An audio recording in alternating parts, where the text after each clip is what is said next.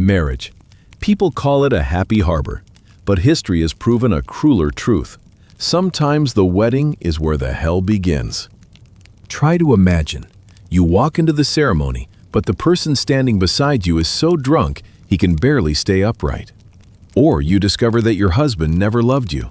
He has been in love with someone else all along, and the entire world knows it except you. Or worse, you marry, have children, build an entire life together, and then one night in 1918, your whole family is driven down into a basement and no one ever walks back out. These are not invented stories. This is what actually happened to empresses, to princesses, to emperors, the most powerful people in the world and yet utterly powerless over their own marriages. From a 14-year-old queen carried to a foreign land to become someone's wife, to a woman barred at the door of her own husband's coronation, from an emperor who wept the name of his divorced wife with his last breath, to a tyrant who had his wife's head delivered to him like a gift. 10 marriages, 10 tragedies, and every single one of them real. Stay until the end, because the final story may be the most pitiless tragedy in all of royal history. Chapter 1. Princess Diana and Charles III. July 29, 1981. More than 750 million people around the world were glued to their television screens to witness what was called the real-life fairy tale wedding of the century. 20-year-old Diana Spencer walked into Westminster Abbey in a wedding gown with a nearly 8-meter train, her face radiant, her eyes sparkling. Millions of hearts melted. But even in that most beautiful moment, a crack had already formed, one that almost no one could see. What the public didn't know at the time was that Charles had never truly let go of Camilla Parker Bowles, the woman he had loved since the early 1970s. Camilla had married someone else, and Charles had been pressured by the royal family to take a suitable wife, but the feelings between the two had never died. Before the wedding, Diana discovered a bracelet Charles had commissioned specially for Camilla, engraved with the initials GF, short for Girl Friday, their private nickname for each other. Diana confronted him. Charles did not deny it. The young woman walked into marriage with a heart already beginning to crack. Diana herself later confessed in her landmark 1995 BBC interview that her marriage had been a wedding of 3 people, meaning Camilla had always been present like a ghost, even when she wasn't physically there. Many people imagine that living in Kensington Palace must be paradise. For Diana, it was a prison. She had received no training for her role as princess, had no one to guide her, and had no close friends at her side. The Windsor royal family operated like a rigid machine, one in which personal emotions were considered unnecessary. Diana once recounted how she had knocked on the Queen Mother Elizabeth's door, seeking help when she fell into depression, only to receive no real support. Her eating disorder began during the honeymoon itself. Diana developed bulimia, binge eating followed by self-induced vomiting, a condition triggered by the enormous pressure bearing down on a young woman not yet 21 years old. She harmed herself repeatedly throughout the early years of the marriage, cutting her arms, cutting her thighs, throwing herself into a glass cabinet. These were not fabrications or exaggerations. Diana recounted everything in detail in a secret audio recording made with journalist Andrew Morton, later published as the book Diana, Her True Story in 1992. Charles and Diana essentially had nothing in common. He was 13 years her senior, with a passion for philosophy, painting, organic farming, and classical music. Diana was young and vibrant, loved pop music, enjoyed dancing, and was naturally at ease with children. They had no shared language for conversation. Joint official engagements became a kind of ordeal as all public attention poured toward Diana, leaving Charles feeling overshadowed beside his own wife. Camilla remained in the shadows all along. Charles and Camilla maintained contact throughout the marriage. In 1989, at a party, Diana confronted Camilla directly and told her plainly that she knew everything. Camilla asked what Diana wanted. Diana said she wanted to be treated with respect. The exchange went nowhere. In 1992, a recorded phone call between Charles and Camilla was leaked to the public, known as Camillagate. The contents of the conversation were deeply intimate and impossible to deny. All of Britain was stunned. Charles could no longer dispute his affair before the world. What is rarely mentioned is that Diana did not remain entirely faithful within this broken marriage either. She had a relationship with James Hewitt, a cavalry officer in the British Army, lasting roughly 5 years from the mid-1980s. Diana later confirmed the relationship in her 1995 BBC interview, saying she had adored Hewitt. She was also reported to have had a relationship with Will Carling, captain of the England rugby team, and Oliver Hoare, an art dealer. None of this makes Diana a villain. It simply reflects the reality that this was a marriage that had died very early on, in which both people sought affection elsewhere because they could not find it in each other. When the marriage collapsed entirely, neither Charles nor Diana stayed silent. In 1994, Charles agreed to participate in a Jonathan Dimbleby documentary and publicly admitted to his affair with Camilla, explaining that he had tried to remain faithful to the marriage until it had irretrievably broken down. It was the first time in history that a member of the British royal family had publicly admitted to an extramarital affair before the entire world. A year later, Diana struck back with her bombshell BBC interview. She sat before the camera with her signature heavy eyeliner, her voice unnervingly calm, and said the things the entire royal family wished they could unhear. She spoke of depression, of self-harm, of Camilla, of being abandoned without support by the royal family. She said she wanted to become a people's ambassador rather than be confined within the royal institution's rigid framework. And then came the most famous line. "There were 3 of us in this marriage, so it was a bit crowded." That interview compelled Queen Elizabeth II to act. In December 1995, the Queen sent handwritten letters to both Charles and Diana, demanding that they divorce immediately.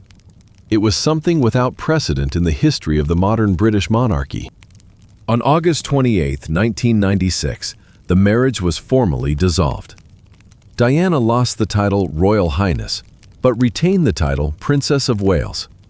She began to live life on her own terms, throwing herself into humanitarian work, most notably the campaign against landmines in Angola. The image of her walking across a minefield in protective gear became one of history's iconic photographs. In the early hours of August 31, 1997, barely a year after the divorce, Diana died in a car crash in the Pont de l'Alma tunnel in Paris. She had been traveling with her companion, Dodi Fayed, in a Mercedes, being pursued at high speed by a pack of paparazzi. The driver, Henri Paul, whose blood alcohol level exceeded the legal limit, lost control and crashed into a tunnel pillar. Diana's death gave rise to a wave of conspiracy theories that persist to this day. Many believed the British royal family, or the intelligence agency MI6, had orchestrated the crash, claiming Diana was pregnant with Dodi Fayed's child and was about to convert to Islam. The official Scotland Yard investigation, known as Operation Paget, ran for 3 years, cost more than £4 million, and concluded that the crash was an accident caused by a drunk driver combined with the paparazzi pursuit. Yet no small number of people have never accepted that conclusion. What no one can dispute is this: Diana died at 36, just weeks before she was to begin a life that was truly, finally, her own. And millions of people around the world wept for her as they would for a member of their own family. Because for 15 years they had watched her love, suffer, fight, and fall apart in a way that anyone could look at and see a part of themselves.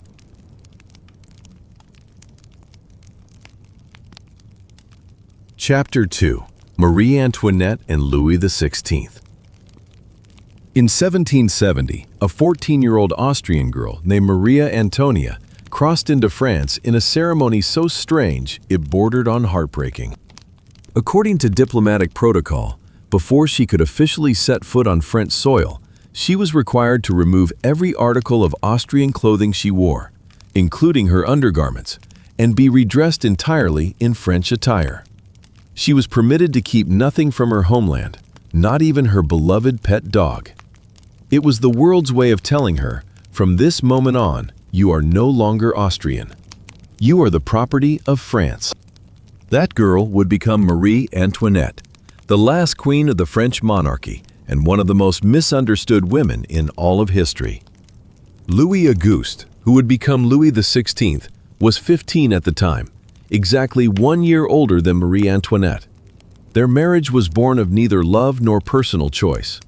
It was a political arrangement between the two greatest empires in Europe, Austria and France, designed to reinforce their alliance against the rising power of Prussia. The two young people were nothing more than pawns in the hands of their elders. The wedding was held on May 16, 1770, at the Palace of Versailles in breathtaking splendor. Thousands of candles, hundreds of dishes, glittering music, and fireworks. But that wedding night ended in silence. Louis wrote a single word in his diary: rien, nothing. This was the notation he used for days when a hunt had yielded no game. On his wedding night, he wrote the same word. The most painful and contested aspect of their early marriage was that for 7 consecutive years, Louis and Marie Antoinette produced no children. Not for lack of trying, but because the marriage had never been physically consummated. Louis XVI is believed to have had a medical condition that made intercourse difficult or painful. Many historians have theorized he suffered from phimosis and required a minor surgical procedure to correct it, though no official medical documentation has ever confirmed whether such an operation took place. The matter became a subject of gossip not only throughout the court of Versailles, but across every royal court in Europe, generating endless malicious rumors directed at both of them. Marie Antoinette's elder brother, Emperor Joseph II of Austria, personally traveled to France in 1777 to meet with each of them separately and offer his counsel. He wrote to his sister in remarkably blunt terms, by today's standards almost crude, laying out in precise detail what needed to be done. He also spoke frankly with Louis. Not long after that visit, Marie Antoinette became pregnant for the first time. In 1778, their firstborn daughter, Marie Thérèse, came into the world, and all of Versailles erupted in celebration.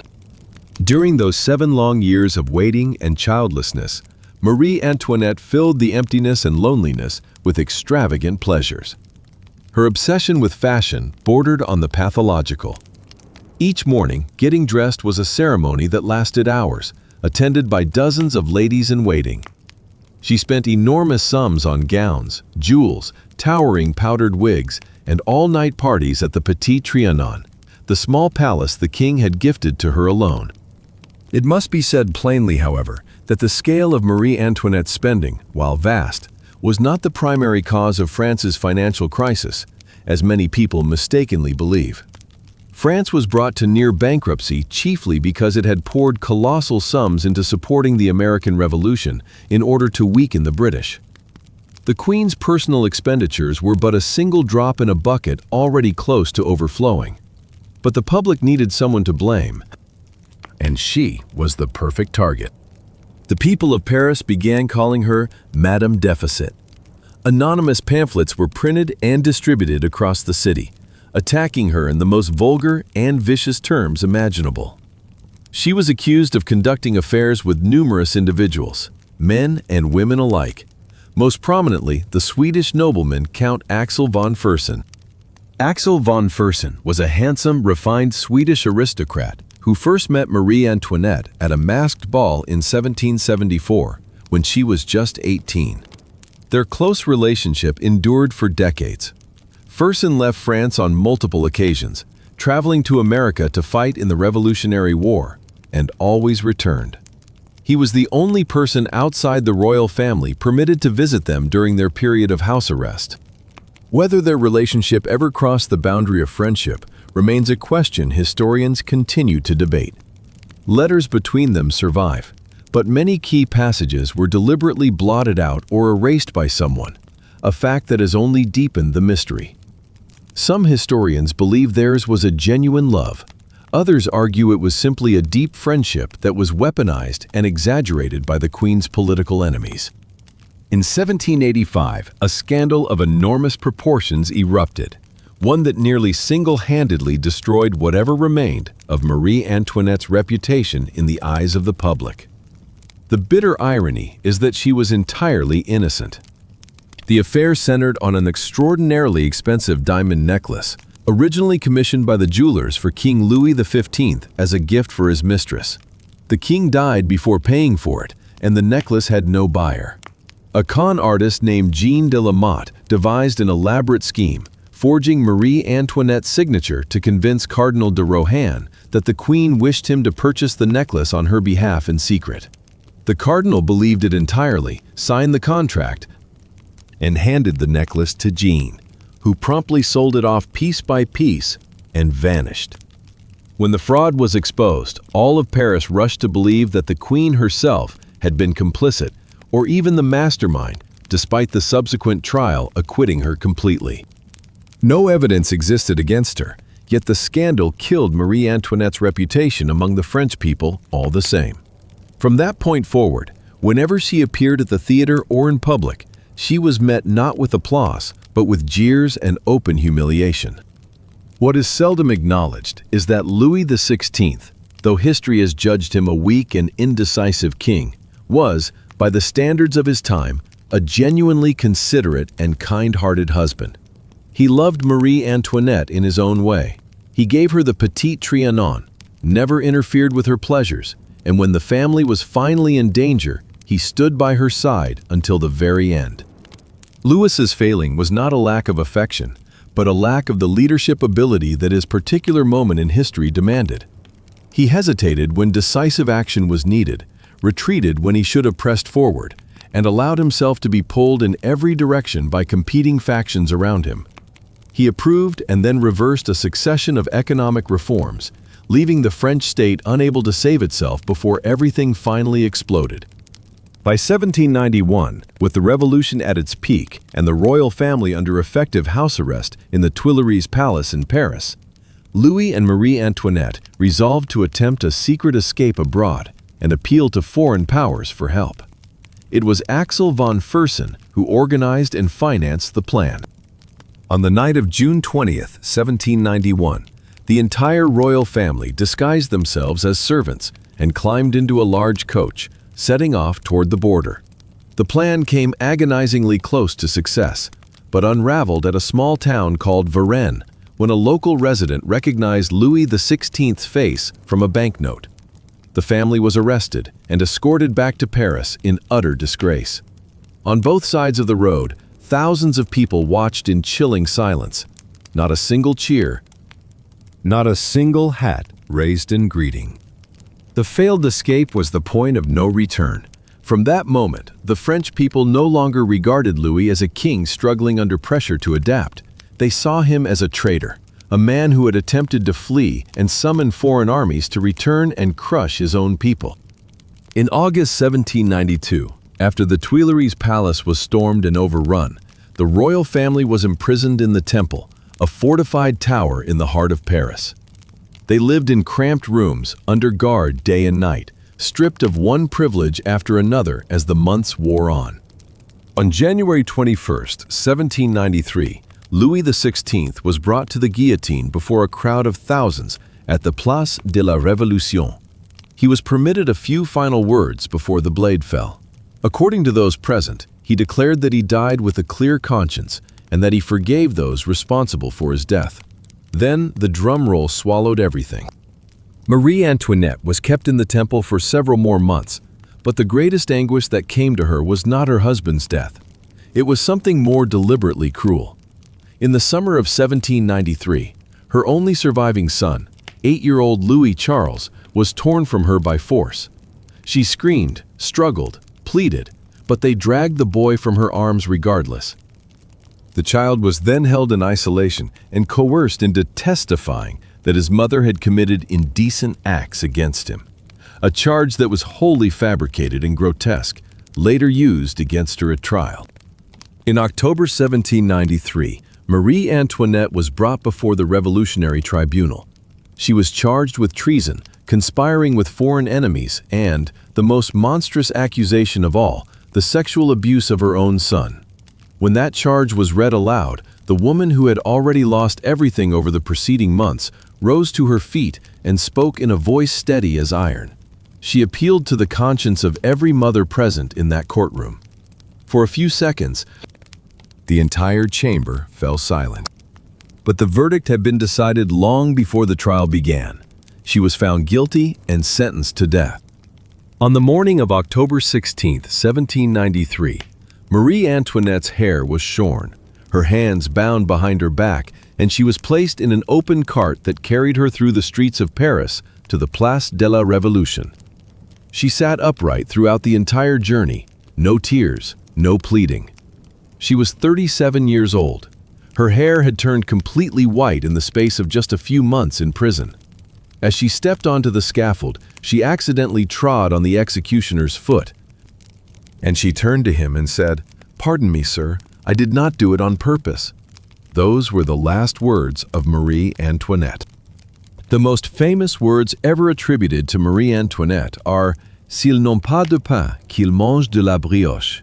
If they have no bread, let them eat brioche, suggesting a complete and callous disconnection from the suffering of the hungry poor.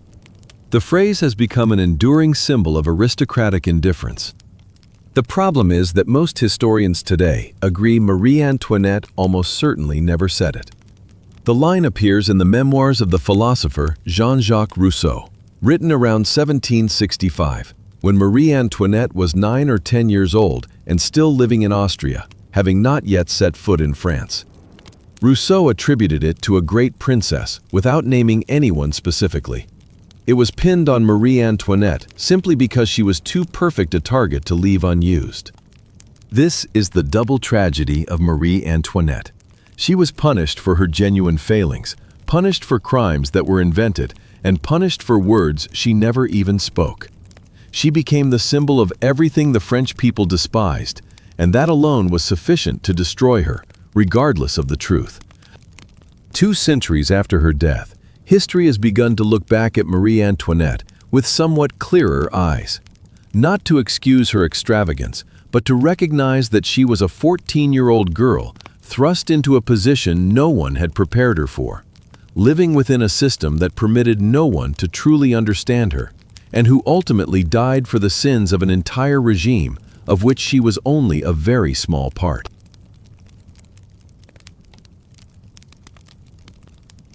Chapter 3. Empress Elisabeth of Austria and Franz Joseph I. There is a strange paradox at the heart of Elisabeth Amalie Eugenie's life. She was the most admired woman in Europe of her era, painted, celebrated in verse, gazed upon by millions who would have counted themselves fortunate just to catch a single glimpse of her. And yet within that woman lived a soul so profoundly lonely that she could no longer bear the life the world imagined to be perfect. People called her Sisi. History remembers her as a legend, but the truth of her marriage to Emperor Franz Joseph I bears almost no resemblance to the romantic films that borrowed her name for their heroines. The story begins with the historically consequential case of mistaken intentions. In 1853, Emperor Franz Joseph I of the Austro-Hungarian Empire had reached the age at which he was expected to marry. His mother, the Archduchess Sophie, a formidable and calculating woman, had arranged for him to meet Helene, the eldest daughter of Duke Maximilian of Bavaria, a young woman carefully groomed for the role of Empress. But Franz Joseph found himself drawn instead to Helene's younger sister, 15-year-old Elisabeth, who had come to Bad Ischl only to accompany her sister and had been prepared for nothing whatsoever. Elisabeth at that time was wild in the finest sense of the word, raised in the Bavarian countryside, passionate about riding, mountain climbing, writing poetry, and living freely. She had received no instruction in court etiquette, spoke no French, and had not the faintest understanding of politics or royal ceremony. Franz Joseph saw her and made up his mind on the spot. He asked permission to marry Elisabeth rather than Helene. Archduchess Sophie was displeased, but ultimately relented, because her son refused to waver. It was the first, and nearly the last, time in Franz Joseph's life that he made a decision against his mother's wishes. Elisabeth initially refused. The 15-year-old was frightened and unwilling to surrender the freedom she had always known. But the pressure from her family was too great, and in the end, she consented. The wedding took place on April 24, 1854, in Vienna, on Elizabeth's 16th birthday. If Franz Joseph loved Elizabeth sincerely, Archduchess Sophie regarded her as a threat, requiring immediate containment. And at the Habsburg court, it was Sophie who held the real power. Sophie imposed upon Elizabeth a ceremonial schedule of suffocating rigidity. Every morning she was required to rise at dawn, attend dozens of rituals, receive dozens of visitors, sit with perfect posture for hours on end, wear gowns laced so tightly she could barely breathe, forbidden to laugh openly, to speak naturally, to express any personal emotion. Every meal was a public ceremony. Every step she took was watched and judged. Elizabeth was not permitted to raise her own children. When her first daughter, also named Sophie, was born in 1855, the Archduchess immediately had the infant moved to her own apartments to be raised under her supervision, not the mother's. Elizabeth was furious and heartbroken, but she had no power to resist. When her second daughter, Gisela, was born, the same thing happened again. She was required to ask permission to visit her own children. Archduchess Sophie did not hesitate to criticize Elizabeth openly in front of her ladies-in-waiting, to write to relatives complaining about her daughter-in-law, and to interfere even in the smallest details of her personal life.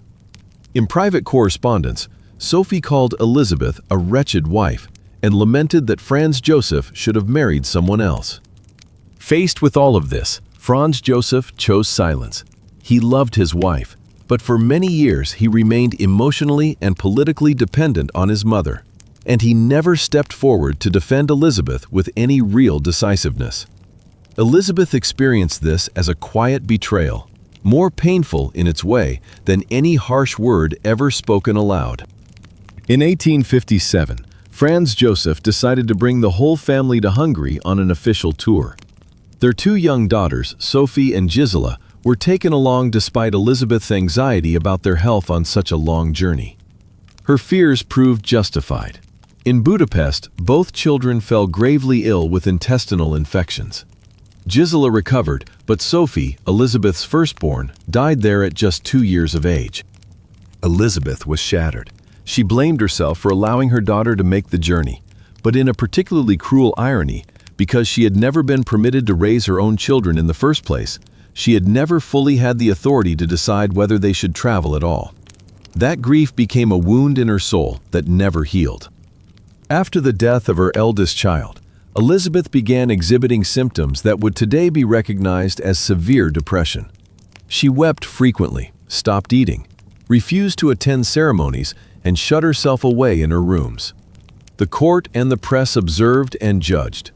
Meanwhile, Franz Joseph buried himself in work as a way of managing his own grief, and the distance between husband and wife grew steadily wider. As a way of reclaiming some control over a life in which she controlled almost nothing, Elizabeth began to govern her body with extreme and dangerous dedication. She was renowned as the most beautiful woman in Europe, and she wielded that beauty both as a weapon and as a prison of her own making.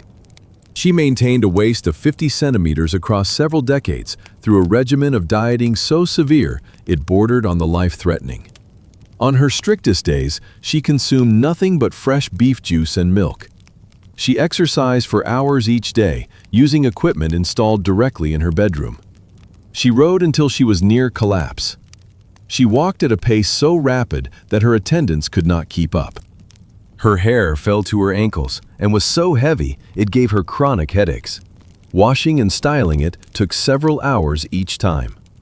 She permitted no one but her most trusted lady-in-waiting to see her with it loose.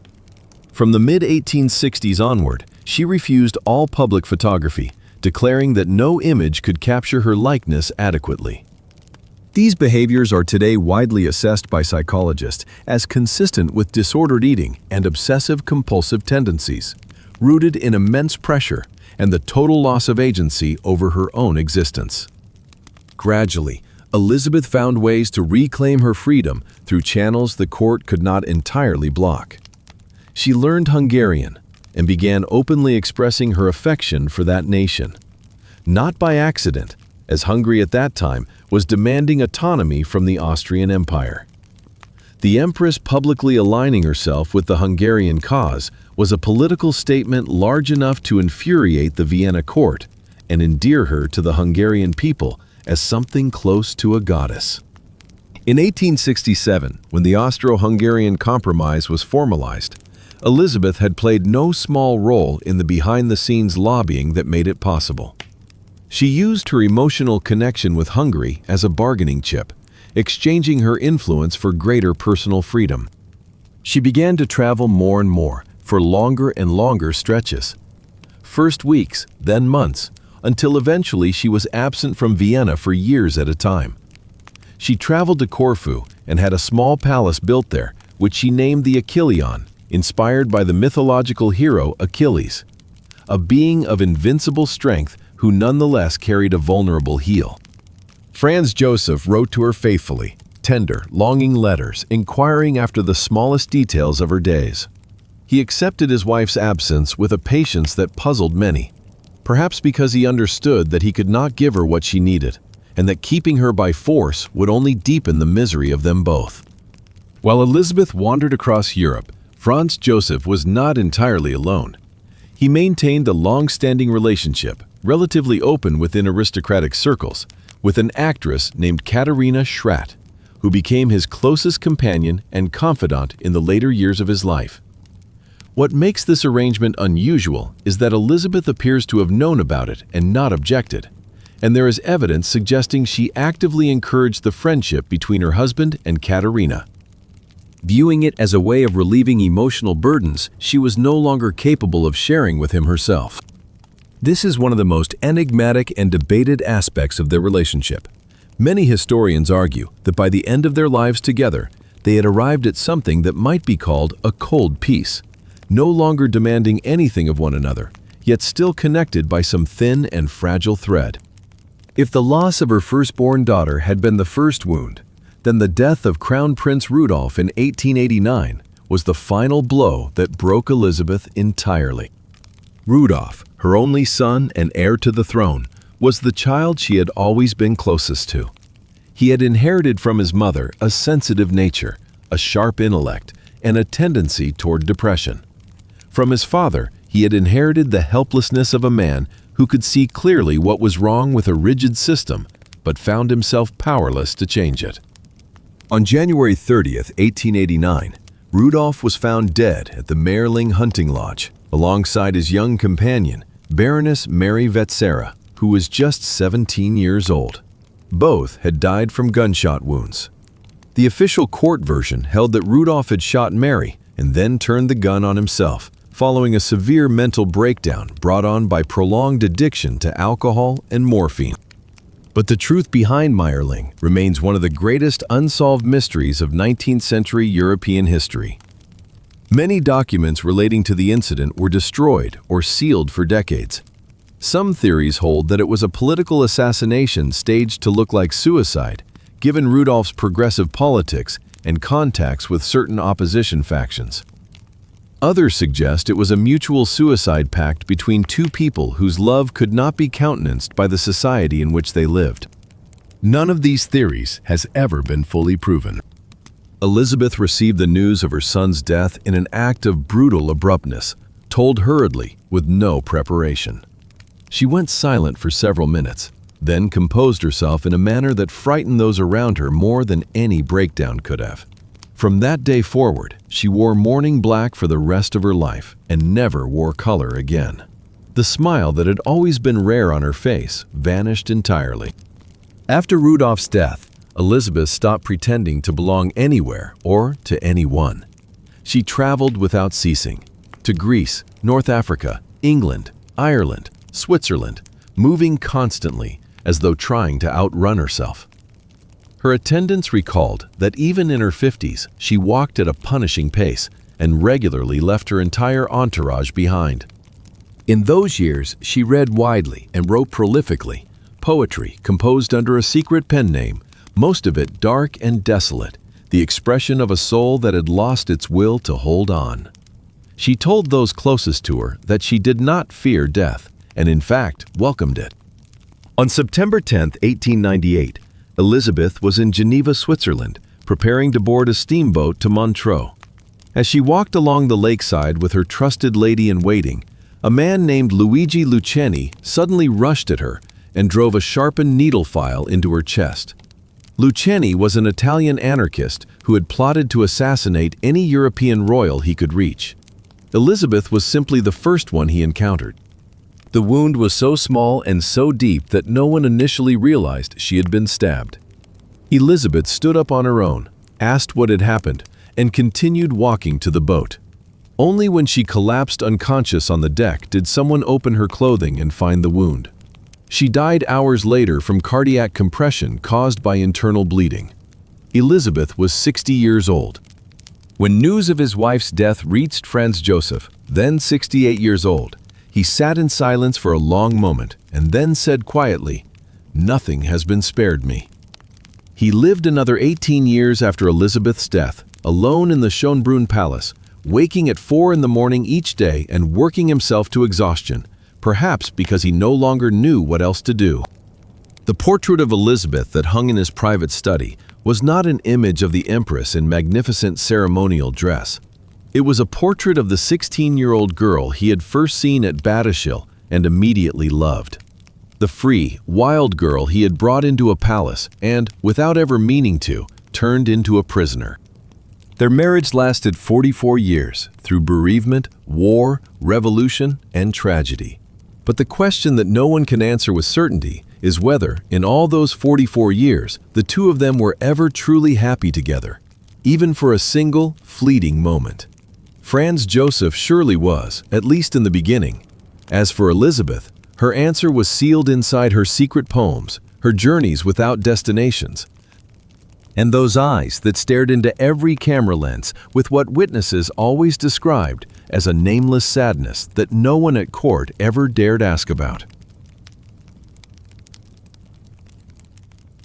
Chapter 4. Charles II of Spain and Maria Anna of Neuburg. Some tragedies are made by human choice. Some are ordained by fate. But the marriage between Charles II of Spain and Maria Anna of Neuburg belongs to a third and crueler category. A tragedy manufactured across generations before anyone involved had even been born. Woven from dozens of consanguineous marriages within the Habsburg dynasty across nearly 2 centuries, and ending in the collapse of the largest empire the world had ever known. Charles II of Spain did not choose his fate. He could not have, because even the capacity to make choices had been taken from him before he drew his first breath. To understand who Charles II was, one must first understand where he came from, and that story begins long before his birth. The Habsburg dynasty, which had ruled Spain since the early 16th century, was famous for a practice as deliberate as it was disastrous. They married each other. Not in any figurative sense, but in the most literal possible one. Brothers married first cousins, uncles married nieces, great-uncles married grandnieces. They did this by design, to keep wealth, power, and territory within the family line, and prevent it from flowing outward through marriages with other dynasties. As a political strategy, it was not unreasonable. As a matter of biology, it was a scheduled catastrophe. Each generation of inbreeding increases the likelihood that harmful recessive genes will pair and express themselves as disease. After enough generations, those genes accumulate to the point where the body can no longer compensate. Charles II was the endpoint of that accumulation. His coefficient of inbreeding was higher than that of the offspring of 2 full siblings. Even though his parents were not siblings, they were uncle and niece, but after many consecutive generations of consanguineous marriage before them, their bloodlines had converged to the point where their union was genetically equivalent to a marriage between close blood relations. Philip IV of Spain, Charles II's father, had lost most of his children to illness and genetic complications before Charles was born in 1661. He had married his own niece, Mariana of Austria, as his second wife, and Charles was the only surviving child of that union. From birth, Charles was visibly abnormal. His head was disproportionately large. His lower jaw protruded so far that his upper and lower teeth could not meet, the characteristic known as the Habsburg jaw, present throughout the dynasty, but more severe in Charles than in anyone before him. He could not chew food normally. Most of what he ate had to be mashed or pre-chewed by attendants before being given to him. He did not walk until the age of 4. He could not speak clearly until nearly 10. He was described as unable to control his saliva and prone to drooling. His intellectual development was so delayed that his tutors eventually abandoned efforts to teach him many basic subjects. The court attempted to conceal these facts from the outside world for as long as possible, but ambassadors from other countries filed reports to their own courts describing Charles's condition in terms that grew more alarming with each passing year. From early on, European diplomacy was operating on the shared understanding that the heir to the Spanish throne was a man incapable of governing anything. He was, however, the only heir. There was no alternative. In 1679, Charles II married for the first time Marie-Louise of Orléans, niece of King Louis XIV of France. Marie-Louise was 17, described as a young woman of beauty and cheerful disposition, entirely unprepared for what awaited her in Madrid. The marriage produced no children across 10 years. No detailed medical records survive from the period, but many historians believe Charles likely had fertility problems connected to his genetic abnormalities. He may also have suffered from hypospadias, a congenital malformation affecting the reproductive organs, commonly associated with a kind of hereditary syndrome caused by generations of inbreeding. Marie-Louise lived in the Spanish court in deepening loneliness and melancholy. She was not permitted easy contact with her fellow French. Spanish customs were alien to her, and the pressure to produce an heir grew heavier with each passing year. It was said that she frequently wept alone in her rooms, and on more than one occasion told trusted attendants that she wished she could die to escape her life. In 1689, Marie-Louise died suddenly, following a violent abdominal episode. The official cause was appendicitis or food poisoning, but from the moment of her death, rumors circulated about the possibility of poisoning, particularly by the pro-Austrian faction at court, who wanted Charles to take an Austrian wife in order to control the Spanish succession in their favor. No evidence has ever confirmed this theory. It has never entirely disappeared from historical discussion. Immediately after Marie-Louise's death, the diplomatic race to find Charles a new wife began at extraordinary speed, because whoever controlled the Spanish succession through Charles's marriage would control an empire encompassing Spain, much of Italy, Flanders in northern Europe, and the entire vast colonial empire across the Americas, Africa, and Asia. The winner of that race was the Austrian Habsburg faction. Maria Anna of Neuburg, sister of the Austrian Empress and closely connected to the Austrian imperial family, was selected as Charles II's second wife. Maria Anna was 23, healthy, carefully raised, and known to be practical and ambitious. She knew who Charles was and what his condition entailed before she agreed to the match. Her family knew as well, but the Spanish throne was a prize large enough to render everything else secondary. The wedding took place in May 1689. Charles was 28 but appeared far older. Witnesses described him as gaunt, pallid, unsteady on his feet, subject to mild convulsions, and looking in every respect like a man in the grip of serious illness rather than a king celebrating his marriage. What made the marriage of Charles and Maria Anna particularly complex and particularly tragic was not only Charles's condition, but the political context surrounding them. A court in which every person was playing a dangerous game of power, with the Spanish succession as the prize. Maria Anna arrived in Spain with a substantial retinue of Germans, ladies-in-waiting, advisors, and intermediaries, all tasked with ensuring that when Charles died, the successor would be someone favored by the Austrian side. She moved quickly to build influence at court and showed no hesitation about intervening in political decisions, which generated considerable resentment among the Spanish nobility. On the French side, Louis XIV was continuously lobbying to ensure that Charles's successor would carry Bourbon blood from France, since Charles had nieces from his elder sister who had married Louis XIV. Louis wanted one of his grandsons, a Bourbon, to inherit Spain. Meanwhile, much of the rest of Europe was alarmed by both possibilities. A Spain falling to Austria or to France would combine with either empire's existing territories to create a superpower capable of dominating the entire continent. Charles II lived at the center of all this scheming, lacking the health and the mental capacity to control any of it. Yet the only person with the authority to decide by his will who would inherit the empire he had never truly been able to rule.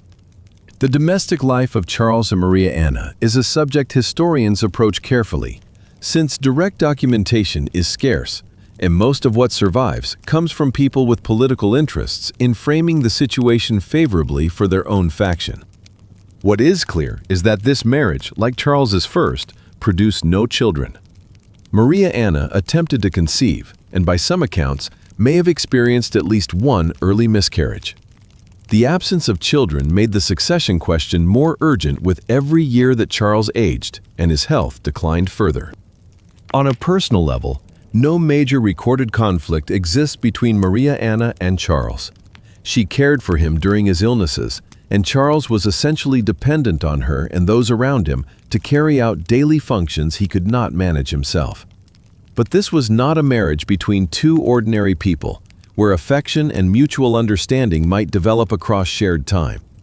Charles II lived in a world where everyone around him, including his own wife, was calculating the day of his death and what would follow it.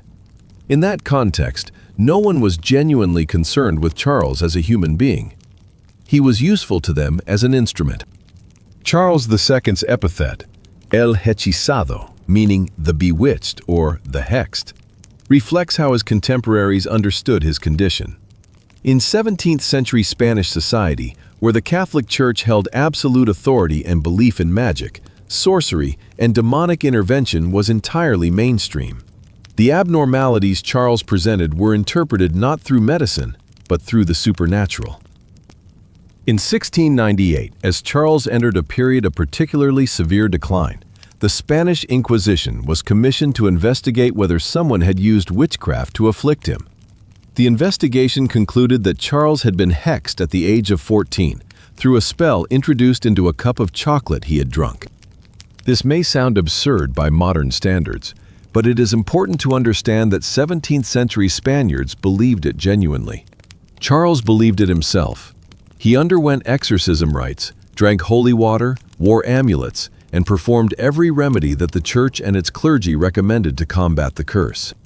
None of it helped him, of course, because his problem was not supernatural, it was biological. What is worth noting is that Maria Anna's role throughout this process is not entirely clear.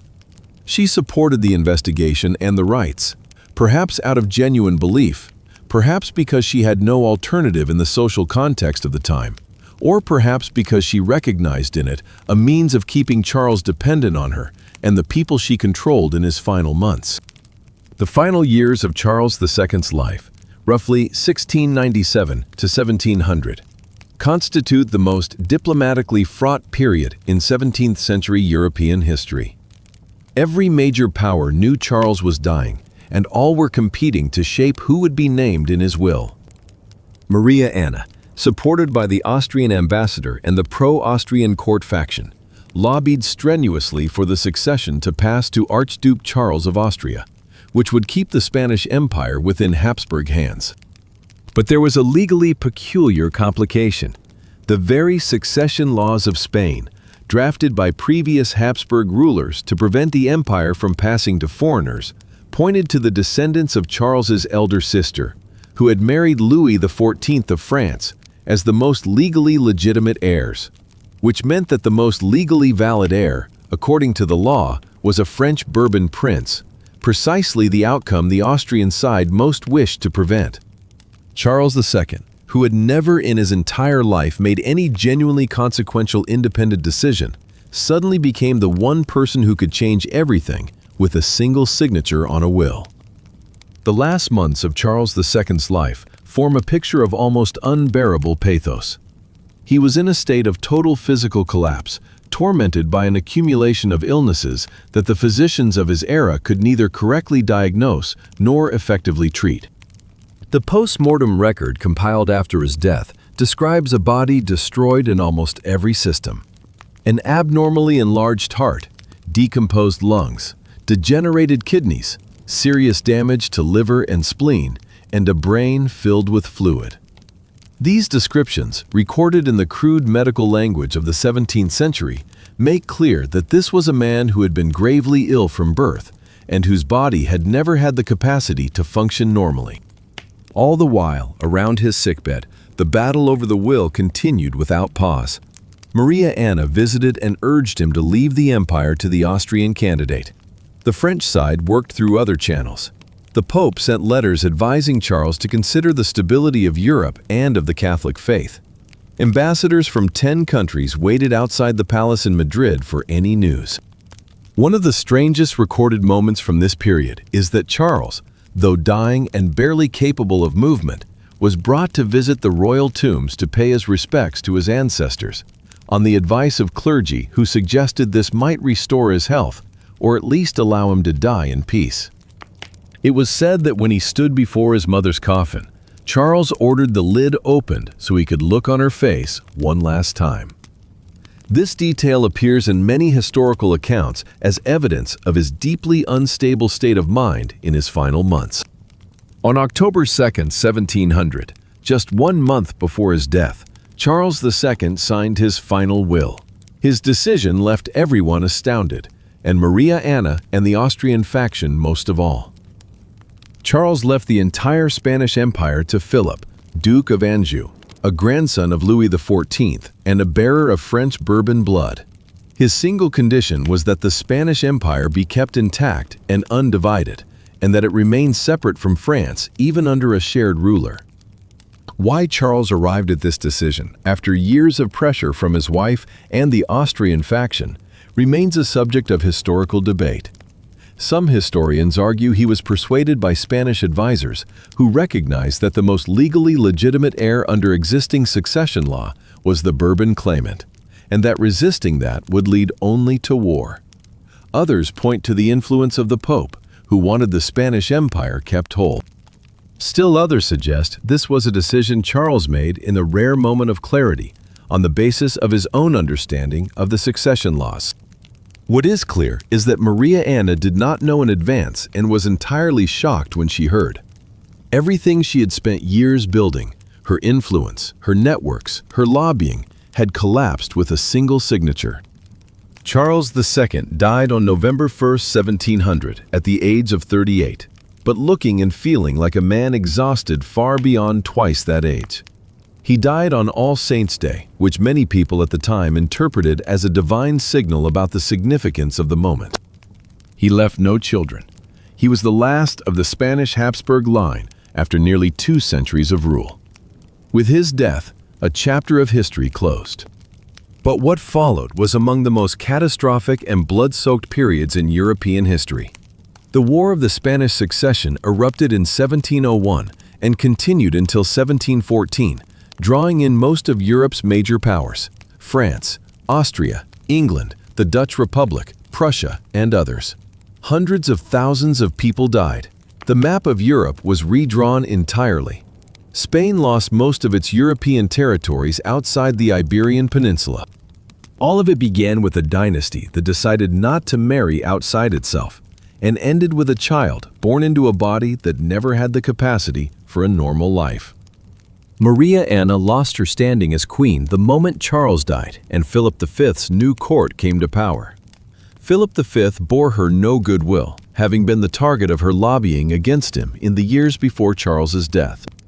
She was removed from Madrid and spent several years in Toledo, stripped of most of the influence and resources she had built across more than a decade as queen. She was eventually permitted to leave Spain and return to Germany, where she lived out her remaining years until her death in 1740. No document survives recording what she felt about Charles II after his death, about the more than 10 years she had spent beside a man she could not love in any conventional sense, but from whom she could never be disentangled, because her fate was bound so completely to his. Looking back across the whole story, the true tragedy of the marriage between Charles II and Maria Anna was not hatred or betrayal. The true tragedy was that no one involved, not Charles, not Maria Anna, not those who arranged the marriage, had any real choice within the system they inhabited. Charles was born carrying a fate nothing could alter, and there was nothing he or anyone around him could do to change it. Maria Anna entered a marriage she knew to be abnormal because it was her obligation to her family and her dynasty. Both of them were products of a system that had operated in a particular way for many generations and stopped only when no one was left with the health to continue it. And the final, most painful thing of all, Charles II's death ended nothing. It simply transferred the tragedy from one man and one woman onto the hundreds of thousands of soldiers and civilians who died in the 13-year war that followed to determine who would sit in the throne he left behind. That is the true legacy of 2 centuries of Habsburg inbreeding, and Charles II was the person made to bear the entire weight of decisions in which he had never been given any part. Chapter 5. Caroline of Brunswick and George IV. If one were to search the entire history of European royal marriages for a union in which both parties despised each other from the very first moment their eyes met, and in which that contempt never cooled across more than 20 years, right up until one of them drew their last breath, it would be the marriage of the Prince of Wales, George, and Princess Caroline of Brunswick. This is not a story of 2 people who loved each other and slowly drifted apart. It is a story of 2 people who never had anything for one another except contempt, and who fought each other with every weapon at their disposal until the very end.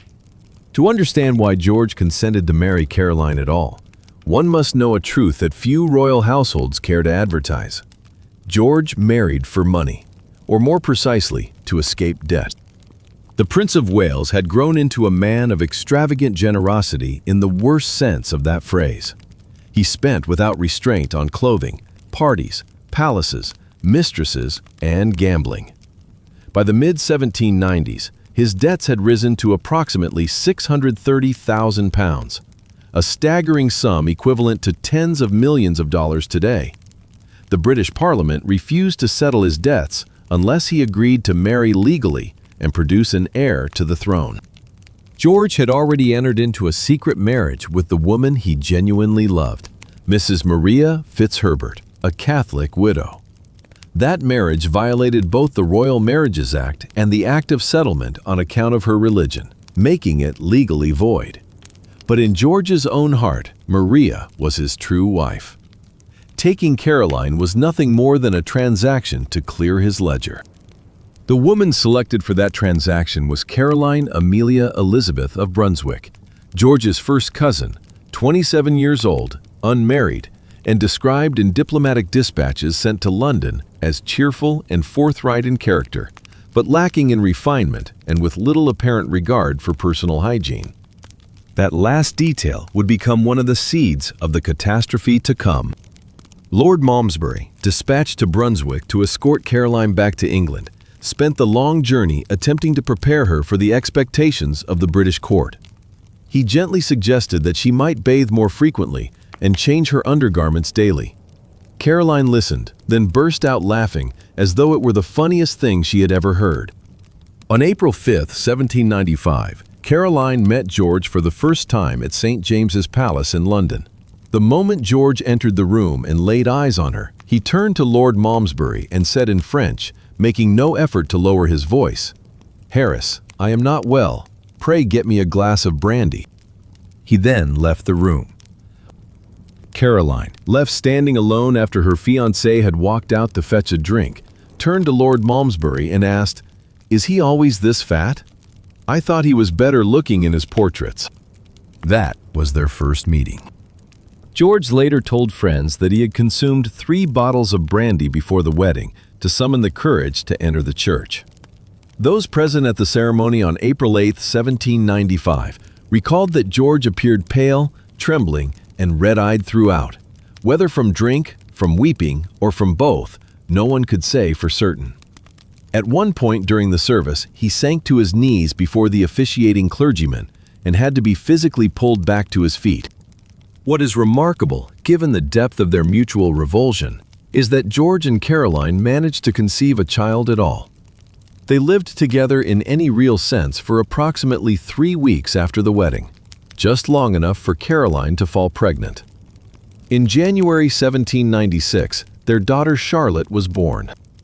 Immediately after Charlotte's arrival, George did something that made his attitude toward the marriage perfectly plain.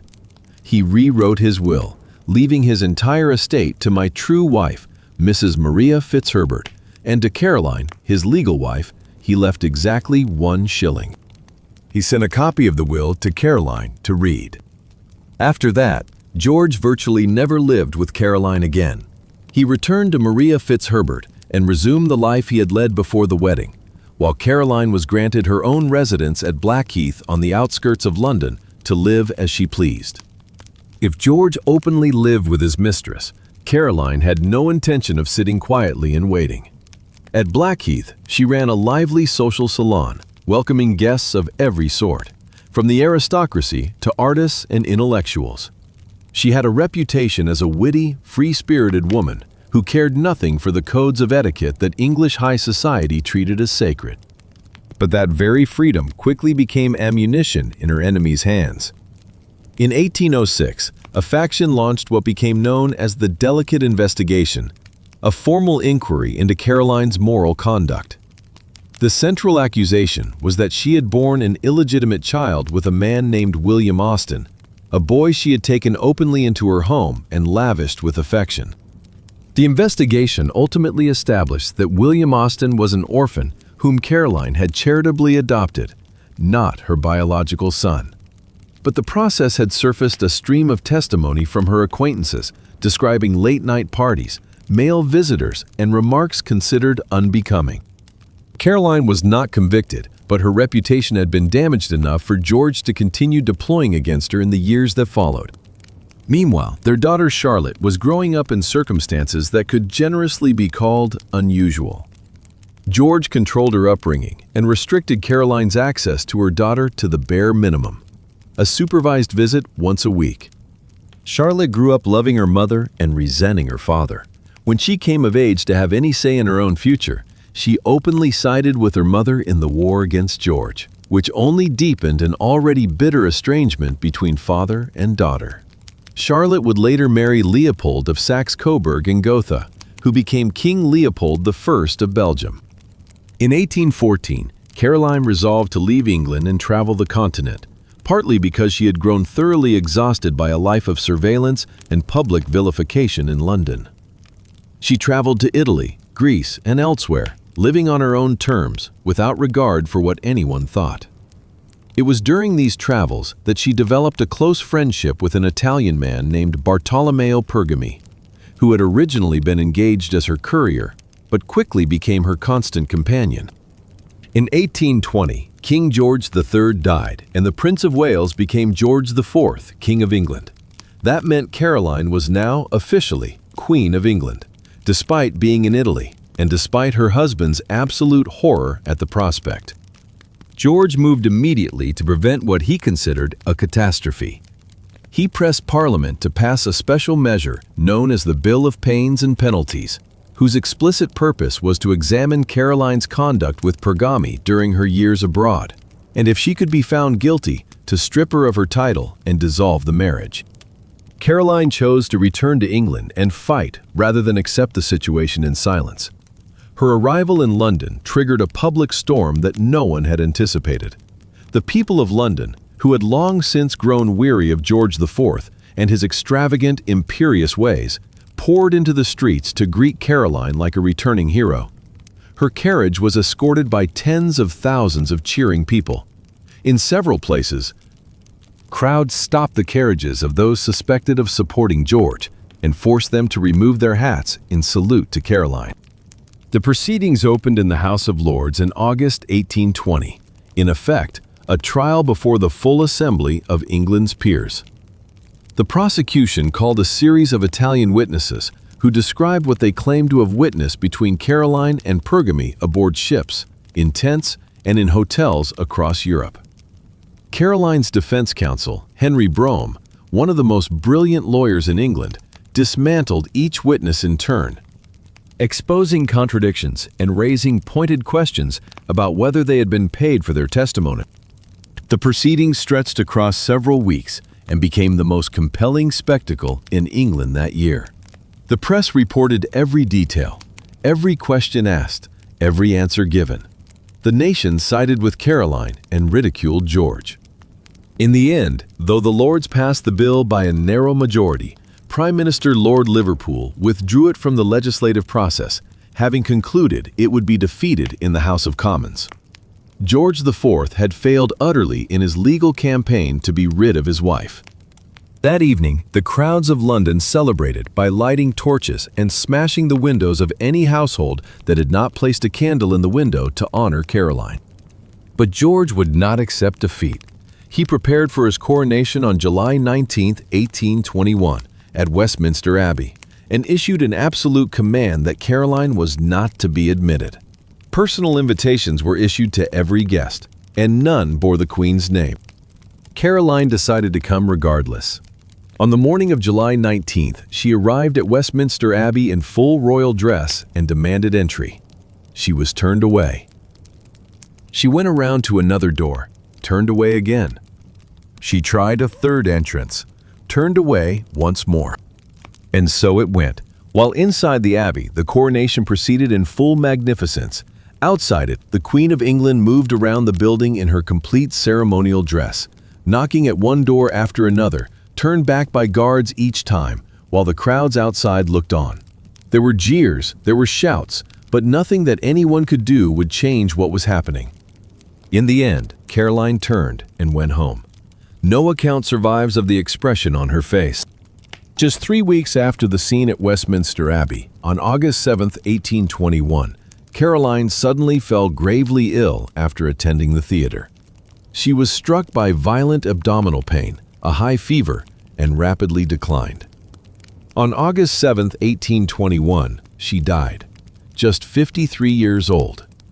The physicians concluded she had died of a bowel obstruction, but the speed of her decline was such that a number of people at the time openly questioned the true cause of her death. Caroline herself appeared to know she was dying, and according to those who stayed by her side in her final days, she said she had been poisoned. No evidence was ever produced to support the claim, and no inquiry was ever opened. The question went with her to the grave. Before she died, Caroline left explicit instructions that she wished to be buried in her native Brunswick, not in England. She did not want to lie in the soil of a country that had treated her as it had. On her tombstone, as she herself had requested, were carved the words, "Here lies Caroline, the injured Queen of England." When George IV was informed of his wife's death, he reportedly said only, "She is gone. That is the best news you could bring me." Then he continued his breakfast.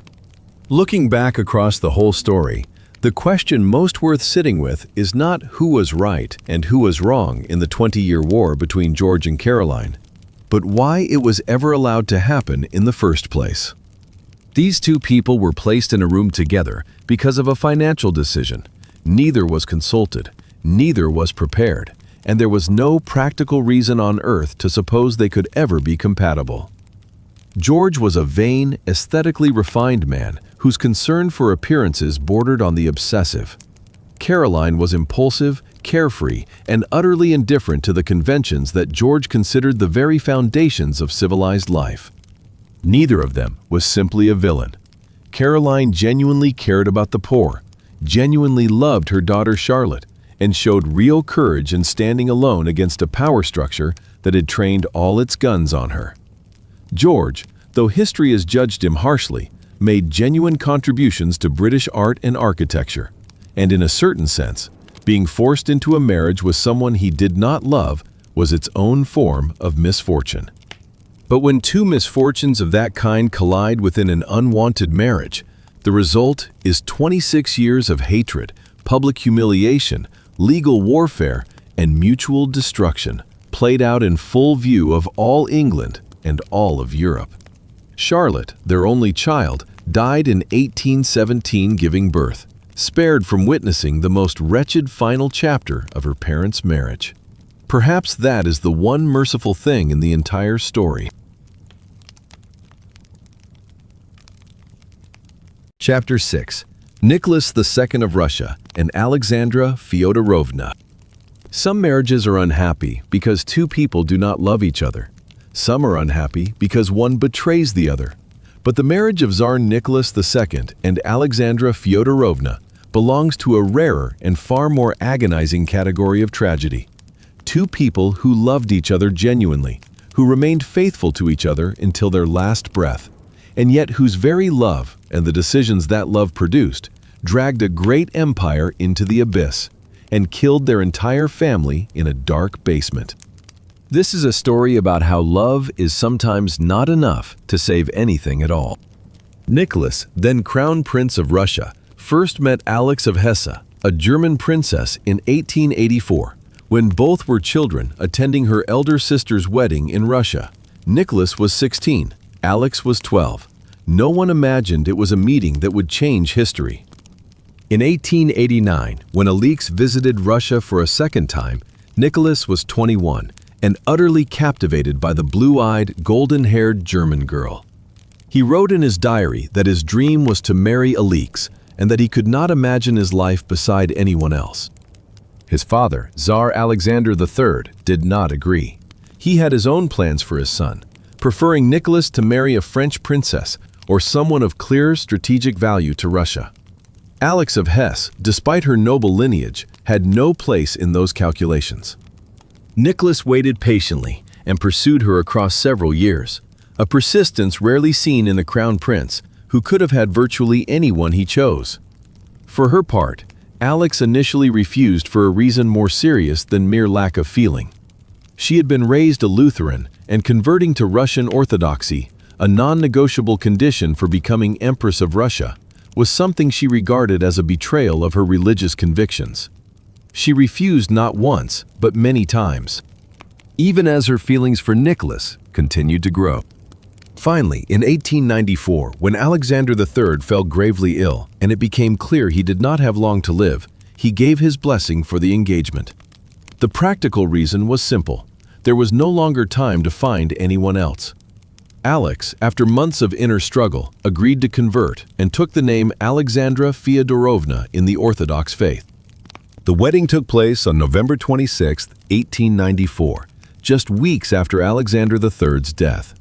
Nicholas had just become Tsar and had just taken a wife, all of it unfolding against a backdrop of mourning that blanketed all of Russia.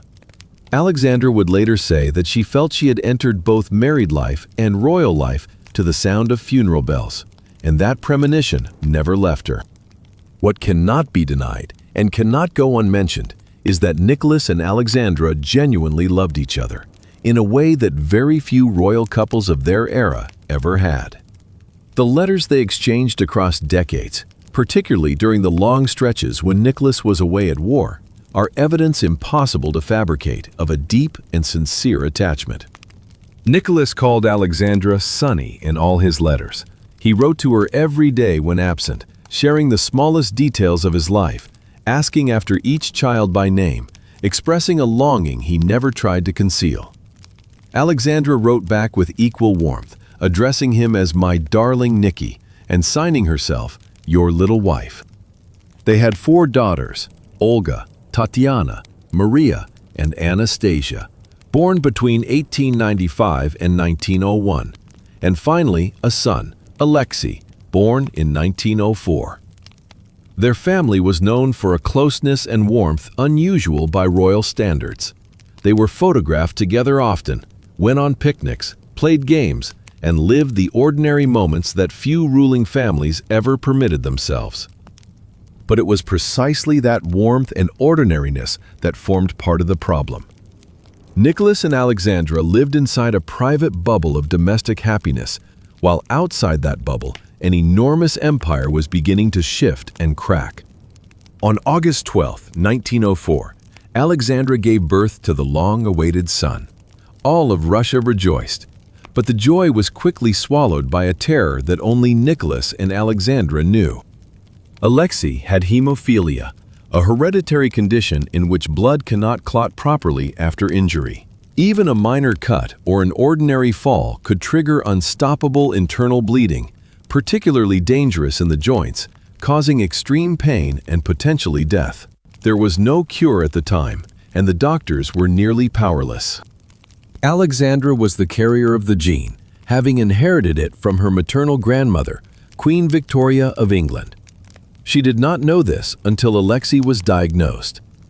The guilt Alexandra carried from that moment forward was beyond any measure. She believed that she herself had passed the disease to her son, and that conviction became a crushing psychological burden she bore for the rest of her life. She prayed without ceasing, she pursued every possible treatment, and she became profoundly vulnerable to anyone who claimed they could help her boy.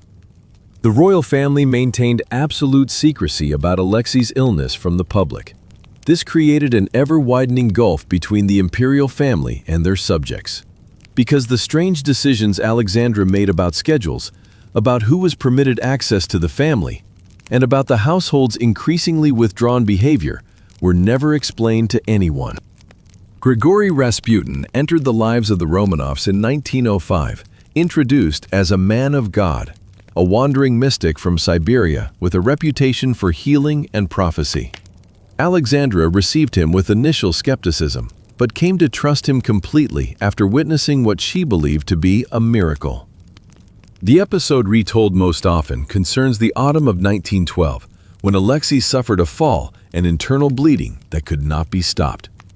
His condition deteriorated to the point where the doctors prepared the family for the possibility that the boy might not survive. In desperation, Alexandra sent a telegram to Rasputin, who was then in Siberia. He replied with a brief message, "Trust in God, and the boy will be well." Shortly afterward, Alexei began to recover in a way no one could explain. From that moment, in Alexandra's mind, Rasputin was no ordinary man. He was someone sent by God to protect her son. Later researchers have proposed various medical explanations for Rasputin's apparent healings. One widely held theory is that Rasputin ordered the doctors to stop giving Alexei aspirin, then a common painkiller, but one with blood-thinning properties that would have made a hemophiliac's bleeding considerably worse. Stopping the aspirin may have allowed the blood to clot naturally. Another theory suggests that Rasputin possessed some hypnotic ability that calmed Alexei, lowering his blood pressure and thereby slowing the bleeding. No one knows for certain. What is known for certain is that Rasputin's effect on Russian politics was catastrophic. He rapidly ascended from healer of the Tsarevich to a figure with direct influence over political decisions, intervening in appointments to government posts, in state policy, and even in military strategy during the First World War. Alexandra believed that Rasputin's counsel represented the will of God, and she relayed his advice to Nicholas in hundreds of letters, urging her husband to follow it. Nicholas, who was personally skeptical of Rasputin and found the man distasteful, nonetheless yielded to his wife time and again. Because he could not refuse the woman he loved, and because he had seen with his own eyes that Alexei genuinely seemed better when Rasputin was present. Meanwhile, outside the palace, Rasputin lived a life entirely at odds with the man of God image he presented to the imperial family. He was well known for dissolute behavior, frequently drunk in the restaurants and bars of St. Petersburg, and was accused of conducting affairs with numerous women from the aristocracy, who sought him out partly out of curiosity and partly in hopes that he might speak favorably to the Empress on behalf of their husbands or sons. There were also accusations touching on Alexandra herself and the imperial daughters. These rumors, most of them generated and amplified by the political enemies of Rasputin and of the crown, had no credible evidence behind them. But they spread across Russia and across the courts of Europe with a speed that could not be controlled. In truth, those rumors were not even necessary to destroy the Romanov standing. The mere fact that a man like Rasputin had influence over matters of state was sufficient to enrage the aristocracy, the military leadership, and ordinary Russians alike. Grand dukes, members of the extended imperial family, repeatedly implored Nicholas to remove Rasputin and explain the situation honestly. Nicholas listened and did nothing. In December 1916, a group of Russian noblemen, led by Prince Felix Yusupov, decided to resolve the Rasputin problem themselves. They lured him to the palace under the pretense of a meeting with Yusupov's wife, a beautiful woman Rasputin had expressed a wish to meet.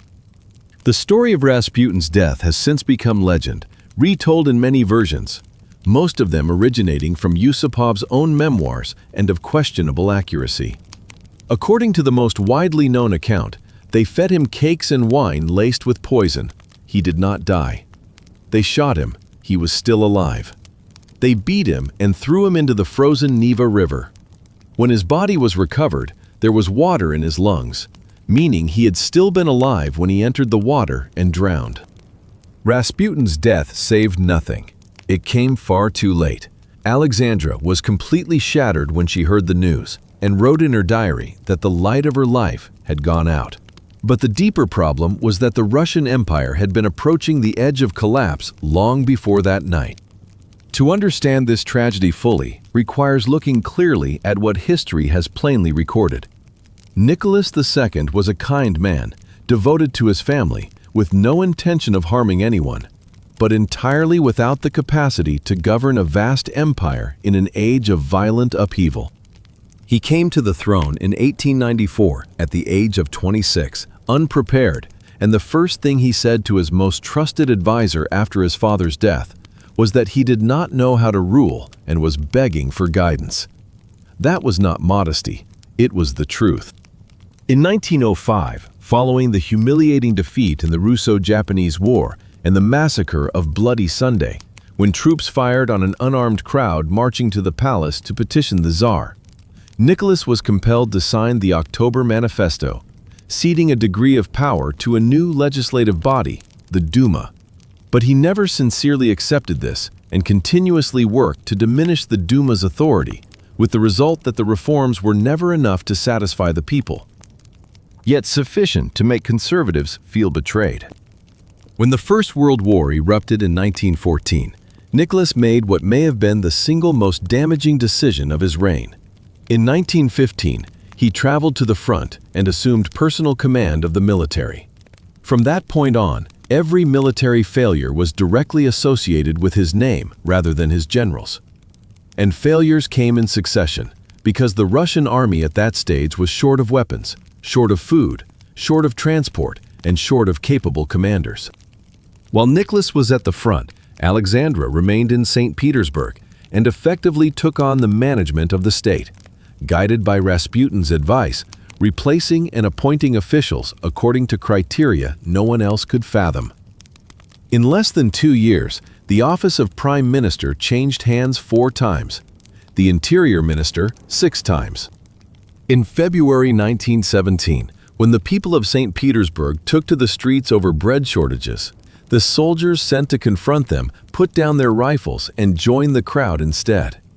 That was the moment the Romanov dynasty truly ended, even though no one had yet made it official. The generals and Duma leaders telegraphed Nicholas at the front, advising him to abdicate in order to salvage what could still be saved. Nicholas, for the first time in his life, made a decision quickly and without hesitation. On March 15, 1917, he signed the abdication document, passing the throne not to his son Alexei, out of concern for the boy's health, but to his brother Mikhail. Mikhail declined to accept the throne the following day. The Romanov dynasty, which had endured for 304 years, ended within 48 hours. What is notable is that in those historic hours, what Nicholas wrote in his diary was not reflection on his country or on Russia's future. He wrote about missing his family and wanting to see his wife and children again. After the abdication, the Romanov family was placed under house arrest at the Alexander Palace. The provisional government initially planned to send them into exile in England, and Nicholas's cousin, King George V, had agreed to receive them. But George V subsequently withdrew the offer, his advisors having concluded it would create political difficulties in Britain, where public feeling toward Russia was deeply complicated. That decision by George V, understandable in political terms, extinguished every remaining hope the Romanovs had of leaving Russia. In October 1917, the Bolsheviks, under Lenin, overthrew the provisional government and seized power. The fate of the Romanov family was sealed from that moment, even though the final act took nearly another year to arrive. In the spring of 1918, the family was transferred to Yekaterinburg in the Ural region and confined in a merchant's house belonging to a man named Ipatev, referred to by their captors as the House of Special Purpose. They lived in 4 small rooms, the windows painted over so no one could see in or out. The guards were rotated frequently and grew progressively more hostile. Nicholas was no longer addressed as Tsar. He was called by his ordinary name, Nicholas Romanov. Alexandra likewise.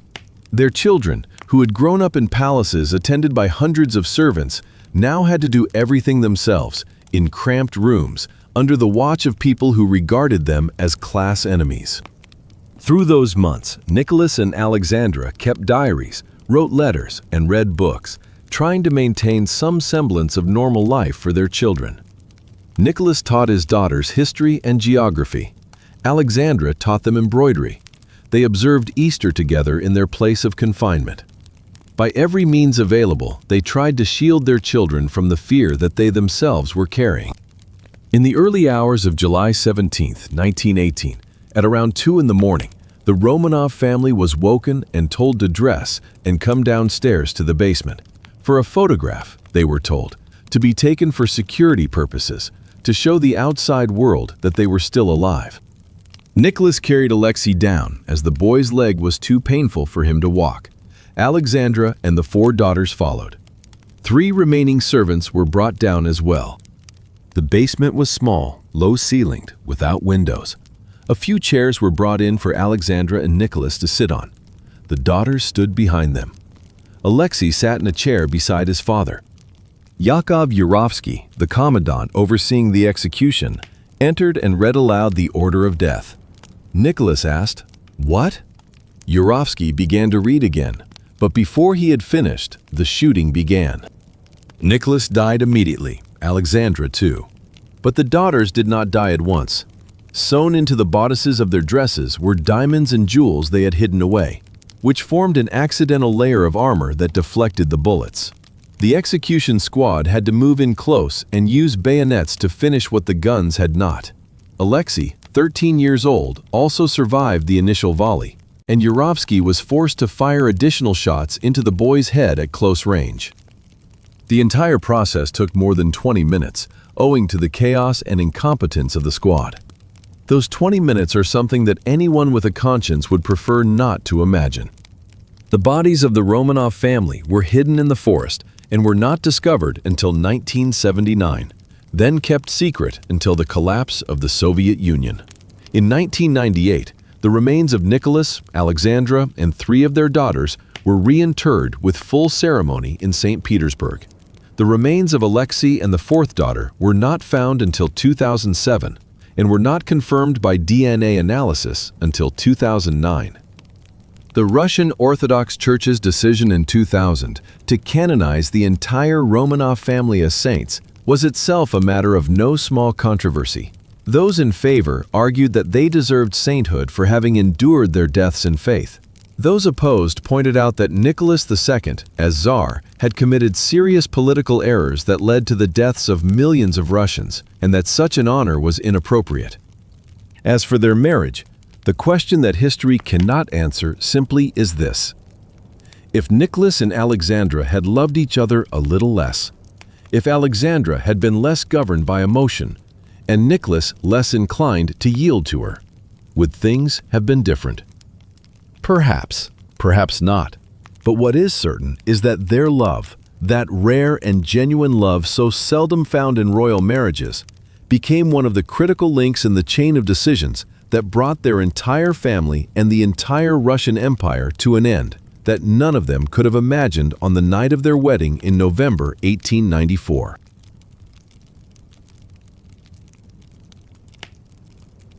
Chapter 7. Philip II of Spain and Mary I of England. Some marriages are unhappy because two people are incompatible. Some are unhappy because one does not love the other. But the marriage of Mary I of England and Philip II of Spain belongs to a particular and more pitiless category of tragedy. One person loved with desperate intensity, while the other never felt anything real at all.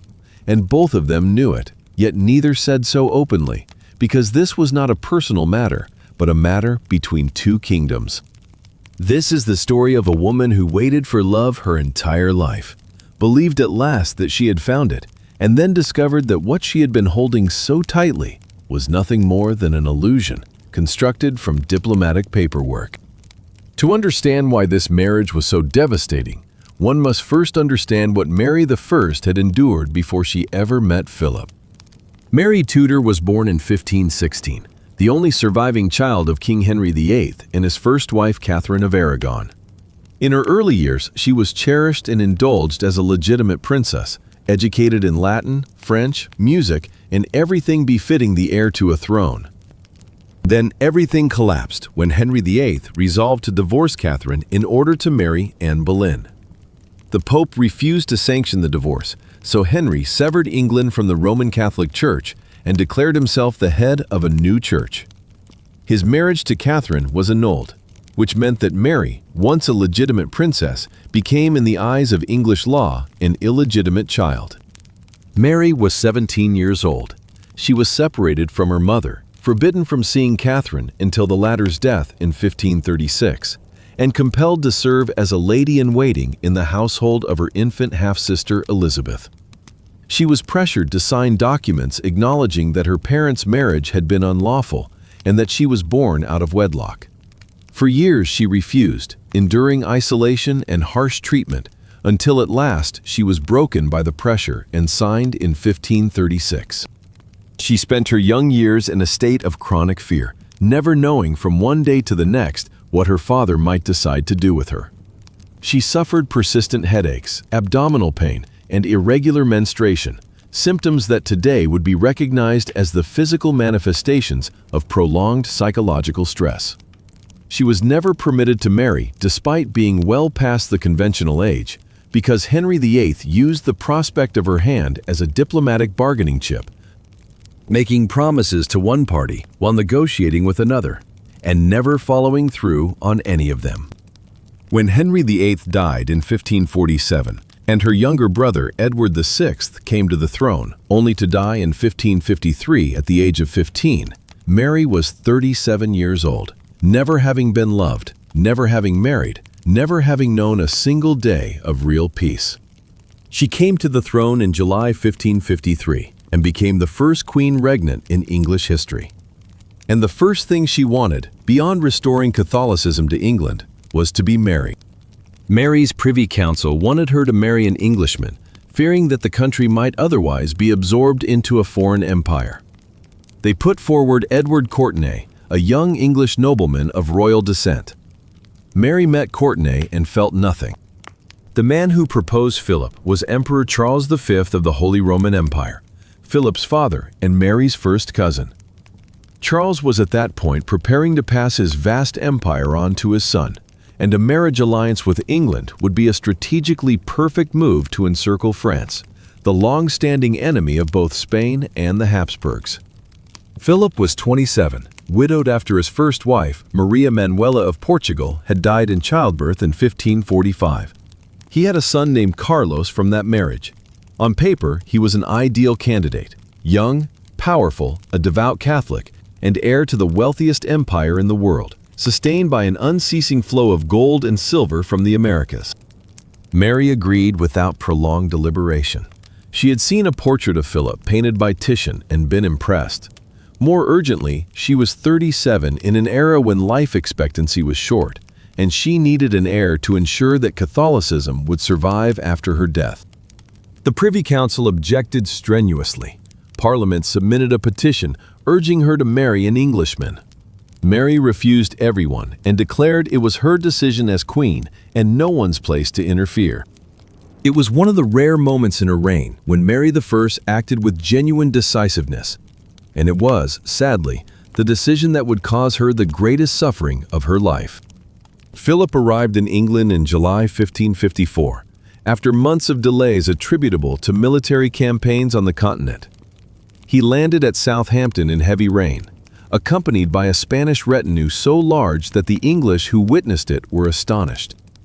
The first meeting between Philip and Mary took place at Winchester Castle.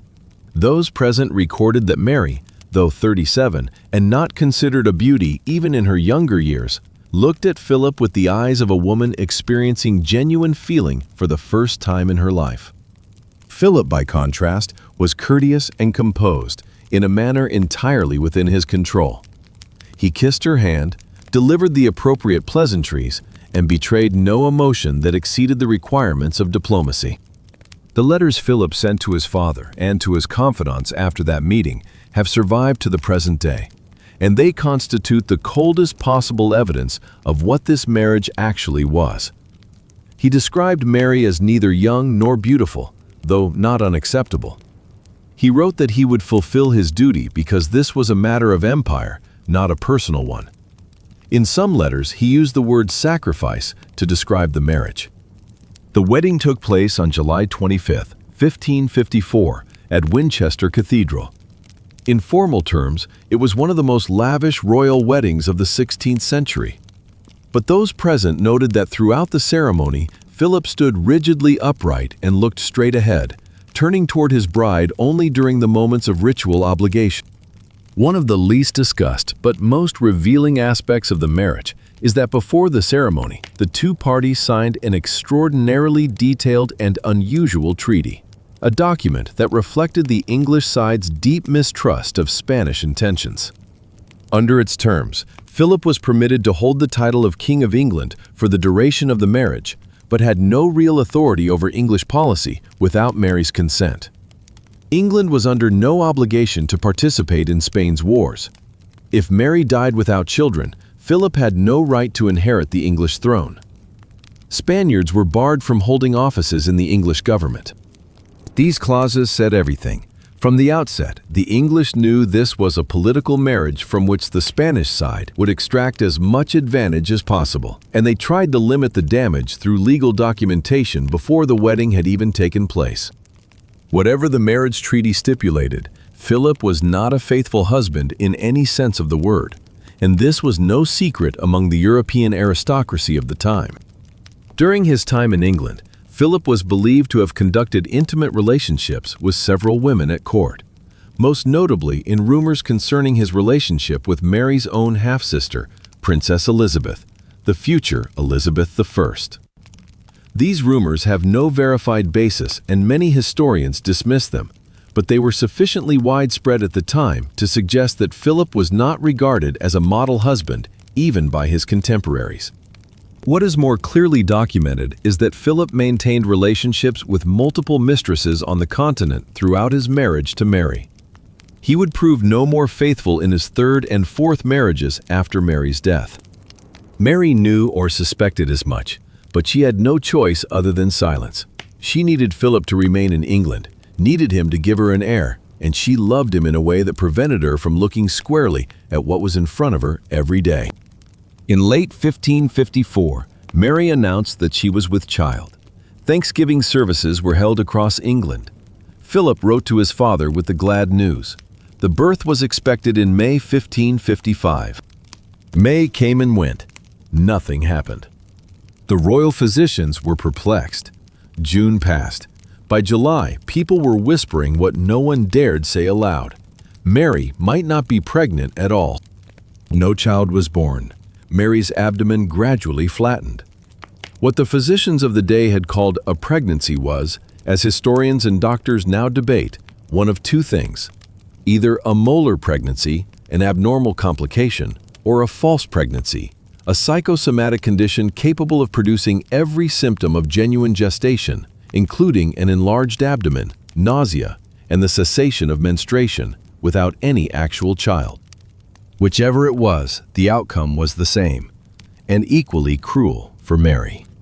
Philip remained a few more weeks, then departed England in August 1555, citing the need to return to the continent to deal with imperial affairs. He would never genuinely come back to England except for one brief visit in 1557, driven by strategic military necessity. Mary watched him leave, and according to those present, she wept for a long time after his ship had passed out of sight. During the years of Philip's absence, Mary wrote to him continuously. Those letters survive in the archives, and they are more painful to read than any work of fiction. She asked when he would return. She described her steadily declining health. She asked him to write more often, because each of his letters was the only comfort she had in the long days. She expressed her love without reserve or royal dignity, not as a queen, but as an ordinary woman who missed her husband. Philip replied to these letters infrequently and briefly. The content was almost invariably dry diplomatic information and polite formalities. Not a single letter from Philip to Mary has survived that shows any genuine feeling. Mary's Privy Council wrote to Philip on multiple occasions, urging him to return because the Queen needed him and the country needed an heir. Philip responded each time with various reasons why he was unable to come just yet. In March 1557, Philip returned to England for the first time in nearly 2 years. Mary was overjoyed, but the reason for his return had nothing to do with missing her. He needed England to declare war on France in support of Spain's military campaigns on the continent. The marriage treaty stipulated that England had no obligation to go to war on Spain's behalf, but Philip hoped that his personal presence would persuade Mary and her council. He stayed in England for 4 months. Mary persuaded the council to support a declaration of war against France, over the strong objections of many of its members. It was one of the most disastrous decisions of her reign. It led directly to England's loss of Calais in January 1558, the last English territory on French soil, held for over 200 years. Losing it was a national humiliation that could not be undone. Philip obtained what he had come for, and left again in July 1557. It was the last time. In 1557, Mary announced once more that she might be pregnant. This time, few believed it, including Philip. He wrote to inquire politely, but gave no indication of any real expectation. By early 1558, it was evident there was no child. Mary began to fall gravely ill. She suffered fever, severe headaches, and failing eyesight. Many historians and physicians today believe she may have had uterine or ovarian cancer, which would also account for the abnormal pregnancies. Others have suggested she contracted the influenza or epidemic illness, then spreading across England. Mary wrote her will in March 1558, in part because she knew she was dying, and in part because she had not entirely relinquished the last of her hope. Even in the will, she included provisions referring to the fruit of her body, as though some small part of her still believed a miracle might yet come. Philip received word that Mary was dying. He sent an envoy to visit her and carry a message. He did not come himself. Mary died on November 17, 1558, at the age of 42. According to those present at her bedside, in her final hours she spoke repeatedly of Philip, asking the envoy about his condition, requesting prayers to be said on his behalf. On the same day that Mary died, the Archbishop of Canterbury also passed away. Whether Mary learned of his death before her own, no record tells us. The moment Philip received word of Mary's death, he did something that reveals the true character of his role in the entire story. He immediately considered the possibility of marrying Mary's half-sister Elisabeth, who had just ascended the throne as Elizabeth I. He sent a proposal. Elizabeth declined it gracefully, but without ambiguity. Philip went on to marry for a third time, Elisabeth de Valois of France in 1559, and a fourth time, Anna of Austria in 1570. Both marriages served the clear political purposes of the Spanish Empire. No reliable record exists of Philip ever expressing genuine grief over Mary's death or over their marriage, beyond the obligatory courtesies required by diplomatic correspondence. The epithet Bloody Mary, associated with Mary I's name, derives from the religious policies of her reign. Upon coming to the throne, she was determined to restore Catholicism to England after the decades in which Henry VIII and Edward VI had pushed the country toward Protestantism. In the course of doing so, between 1555 and 1558, she had approximately 280 people burned at the stake as heretics, among them several prominent Protestant clergymen. The question historians have raised is how large a role Philip played in these executions. Philip was a fervent Catholic and supported the restoration of Catholicism in England. But there is evidence that he warned Mary that the executions were producing too many figures seen as martyrs and were proving politically counterproductive. His concern was not humanitarian, but strategic. Too many burnings would turn the English people against the Catholic restoration rather than toward it. That warning, if it was indeed given, was not an expression of compassion, but of cold calculation. And Mary, who carried out those sentences, believed she was doing what her faith required. She was not cruel in any personal sense. She was extreme in religious conviction, a conviction shaped by years of watching her mother cast aside and her Catholic faith attacked. The name Bloody Mary was coined by Protestant survivors and Protestant-aligned historians of the following generation, most influentially in John Fox's Book of Martyrs, published in 1563, a few years after Mary's death. The book documented the executions in harrowing detail and fixed Mary in the collective Protestant English memory as a symbol of religious brutality. But there is something that the epithet Bloody Mary and the centuries of critical historiography have obscured. Mary I was the first woman to rule England in her own right, and she did so for 4 turbulent years, largely without a husband beside her for support.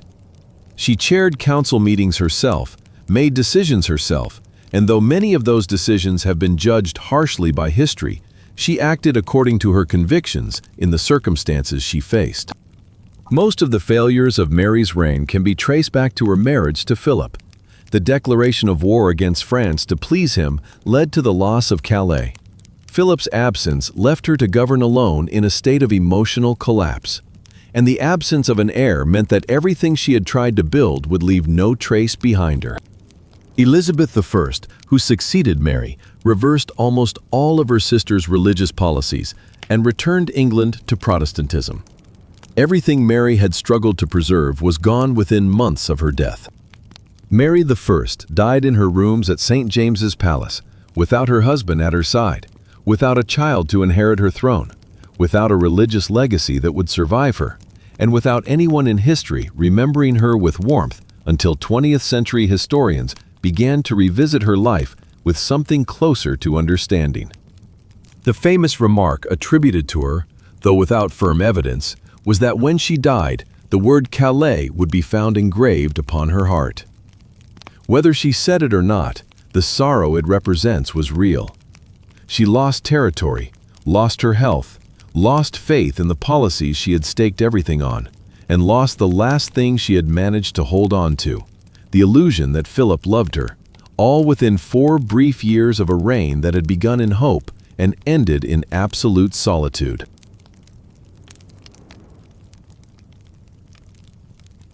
Chapter 8. Leopold I of Belgium and Princess Charlotte of Wales. Some marriages end in tragedy after many long years. But the marriage between Princess Charlotte of Wales and Leopold of Saxe-Coburg was a crueler kind of tragedy. It ended after just 17 months on a rainy November night, when the youngest and most beloved woman in England closed her eyes forever after a difficult labor, leaving behind a shattered husband, a child who never drew a first breath, and an entire nation plunged into mourning in the most literal sense of the word. This is not only the story of a brief marriage, it is the story of how the death of a 21-year-old woman reshaped the entire political map of Europe in ways that no one could have imagined on the night she died. To understand why Charlotte mattered so much to England, one must look back at her parents, George and Caroline, the couple discussed in Chapter 4. 2 people who despised each other from their very first evening together and never stopped fighting until Caroline's death. Charlotte was born into that marriage in 1796, and from an early age, she had to learn to live between two opposing fronts. Her father, George, controlled her upbringing and reduced Caroline's access to their daughter to the absolute minimum. Her mother, Caroline, lived at Blackheath and was permitted to see Charlotte only infrequently under close supervision. Charlotte grew up resembling neither parent in the ways that mattered most. She had none of George's cold arrogance, nor Caroline's uncontrolled impulsiveness. She inherited Caroline's energy and directness, but she also possessed a warmth of heart and a sharpness of mind that endeared her to almost everyone she encountered.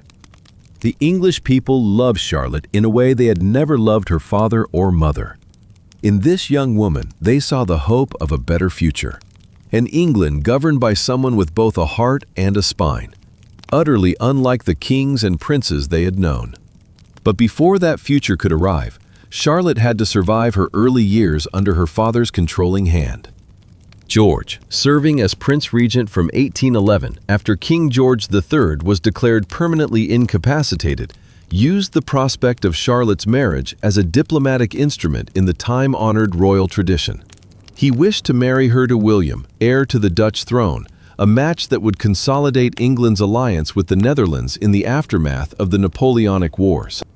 Charlotte met William and took an immediate dislike to him.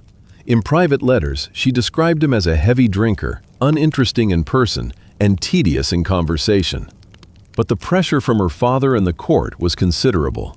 Charlotte reluctantly consented, then withdrew that consent in a manner thoroughly characteristic of her dramatic flair.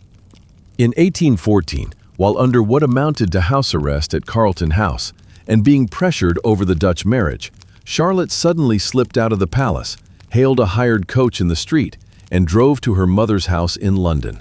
It was an act of open defiance almost unheard of for a royal princess of the era.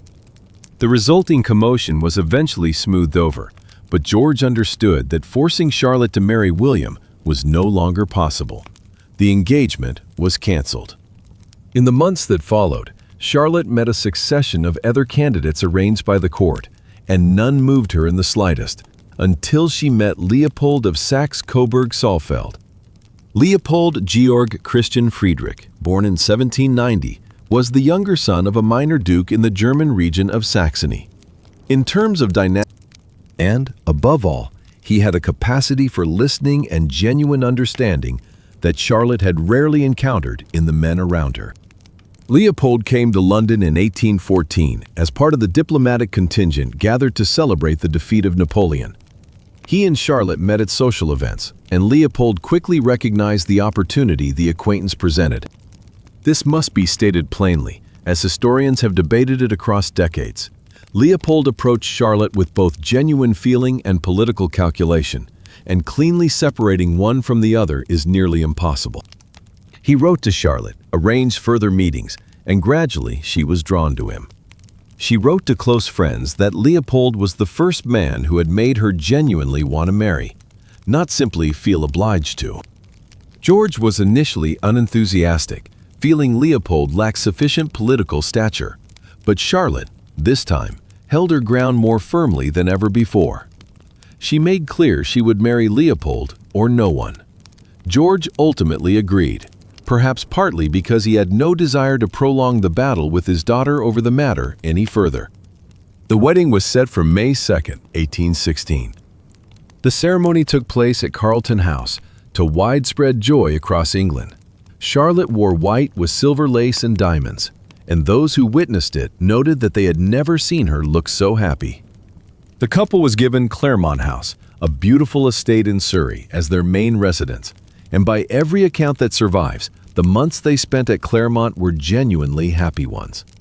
Charlotte wrote to friends describing daily life with Leopold, walks in the garden, evenings spent reading together, quiet meals unburdened by court ceremony.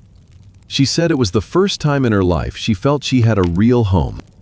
Leopold, for his part, proved to be a considerate and attentive husband. He learned to understand Charlotte's occasionally impulsive temperament, knowing when to offer a gentle word and when to give her space. Those who observed them remarked that they were one of the most genuinely well-matched royal couples they had ever seen. In the autumn of 1816, Charlotte became pregnant. All of England rejoiced. This is where the story enters its most contested and most painful territory, because Charlotte's death was not entirely a matter of fate. A very large part of it was the result of medical decisions made by those who were supposed to protect her. The physician overseeing Charlotte's delivery was Sir Richard Croft, one of the most respected obstetric practitioners in England at the time. Croft belonged to an excessively conservative school of medical thought, holding that intervention in the natural process of childbirth was unnecessary and even dangerous in the great majority of cases. Throughout Charlotte's pregnancy, Croft imposed a regimen that would today be recognized as doing the patient serious harm under the guise of medical care. He placed Charlotte on a strict diet so that the baby would not grow too large, fearing a big infant would be difficult to deliver.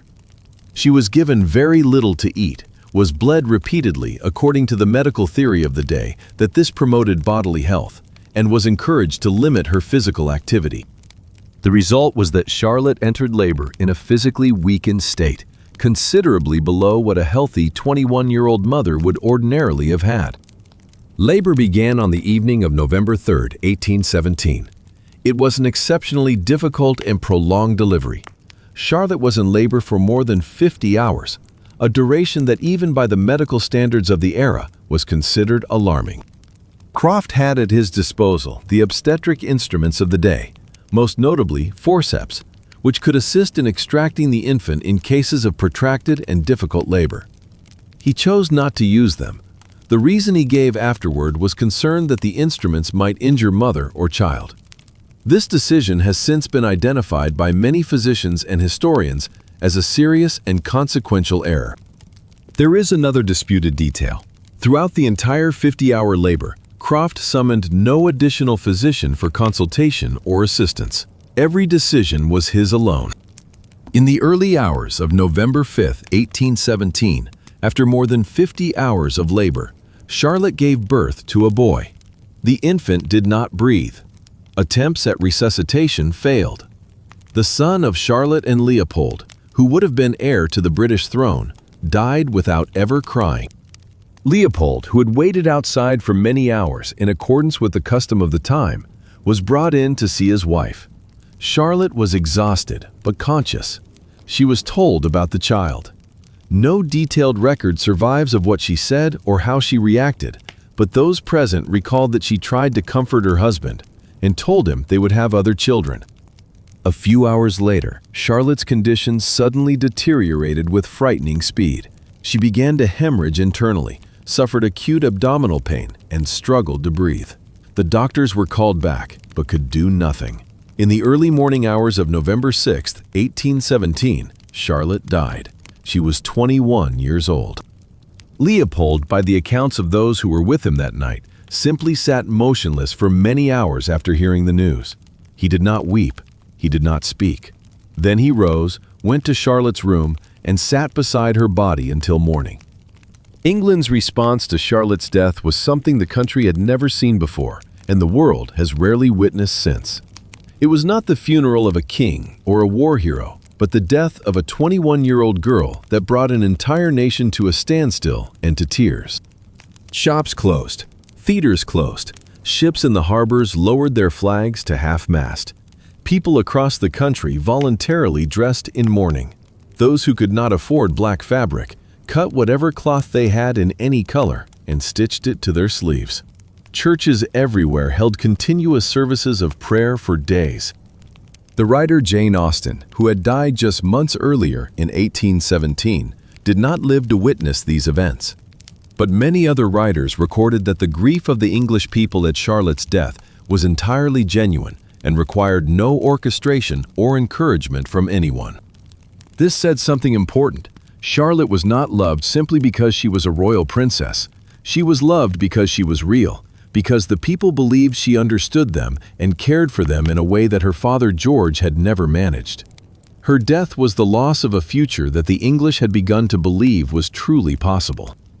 3 months after Charlotte's death, Dr. Richard Croft was called to attend another difficult delivery for a patient of noble birth. While waiting for the labor to progress in an adjoining room, he took out a pistol and shot himself in the head.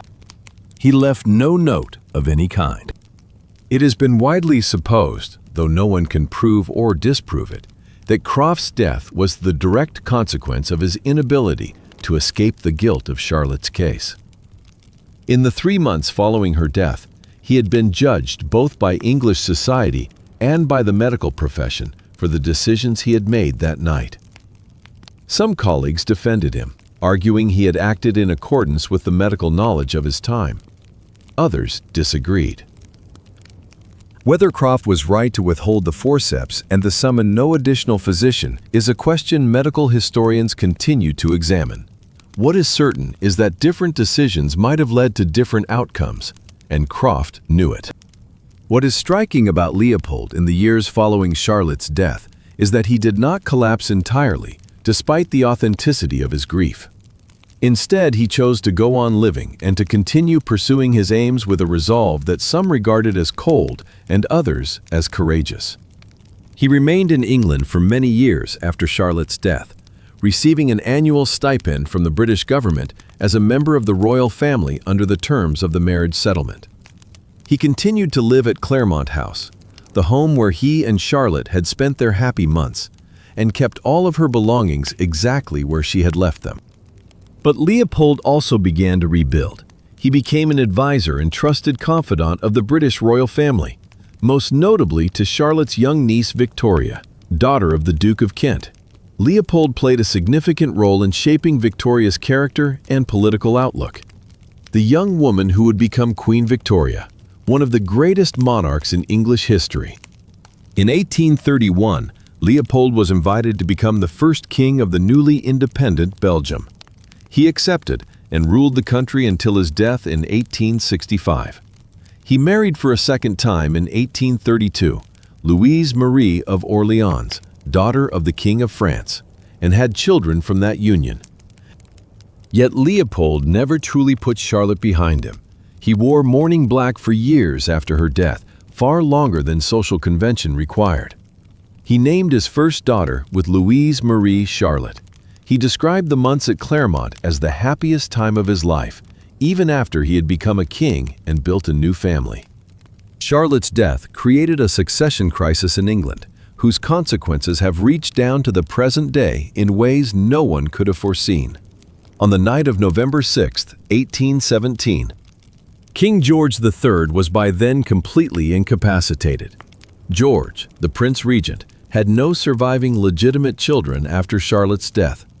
He had several brothers, but most of them had no legitimate offspring, having either lived with mistresses or contracted secret marriages that were not legally recognized. Charlotte's death triggered one of the stranger episodes in royal history. Elderly English princes suddenly racing to marry legally and produce children who might stand in the line of succession. The Duke of Kent, George's fourth brother, married Victoire of Saxe-Coburg in 1818. In 1819, they had a daughter they named Alexandrina Victoria. That child, known to history as Victoria, came to the throne in 1837 and became Queen Victoria, who ruled England for 63 years and left so indelible a mark on her era that it bears her name. The curious turn of history is that Leopold, Charlotte's widowed husband, became Victoria's maternal uncle and one of the most formative influences on her development as a ruler. He was also the man who arranged Victoria's marriage to Albert of Saxe-Coburg, Leopold's own first cousin. Albert was the husband whom Victoria loved so deeply that when he died in 1861, she wore black mourning for the remaining 40 years of her life. In other words, Charlotte's death did not merely end a brief marriage.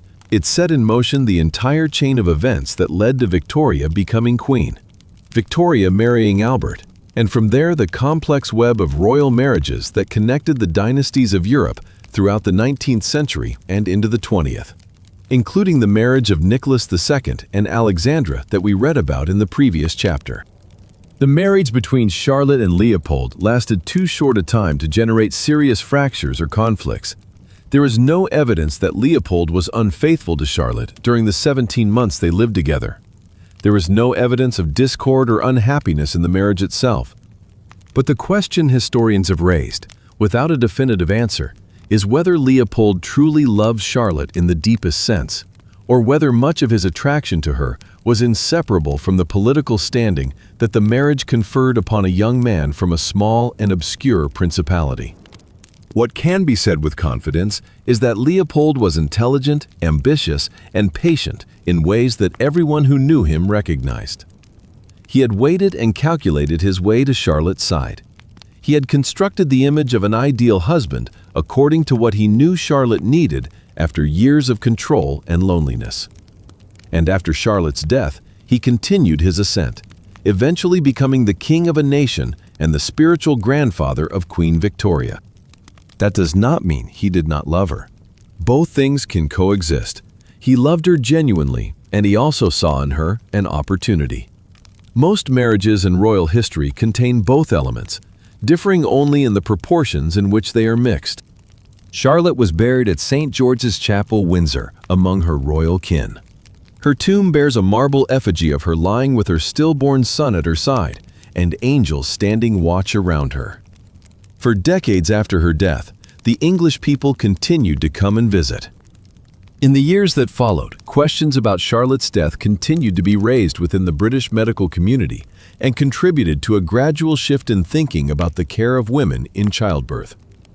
Not immediately, and not on account of one case alone, but Charlotte's death was among the events that drove debate about the physician's role in labor, and about when medical intervention was not merely acceptable, but necessary. As for Leopold, he lived until 1865, nearly half a century after Charlotte's death. In all those years, he never spoke of her publicly in official documents or open conversation. Whatever he kept of her, he kept in silence. Claremont House, where they had lived their happy months, later became a refuge for exiled European royals. The house stands as a quiet witness to a brief love story that left consequences longer than anyone involved could have imagined. And from one perspective, the true tragedy of this marriage was not that it ended too soon. The true tragedy was that it was the only marriage in this entire collection in which both people genuinely had the chance to be happy.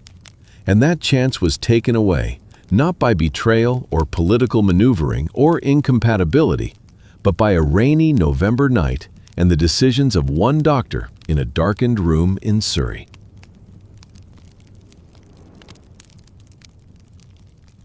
Chapter 9. Napoleon Bonaparte and Joséphine de Beauharnais. There is a strange paradox at the heart of the love story between Napoleon Bonaparte and Joséphine de Beauharnais. The man who conquered all of Europe, who defeated dozens of armies and brought the mightiest emperors in the world to their knees, was completely undone by a widowed woman 6 years his senior. A woman who did not love him, did not respect him, and was unfaithful to him within the first months of their marriage.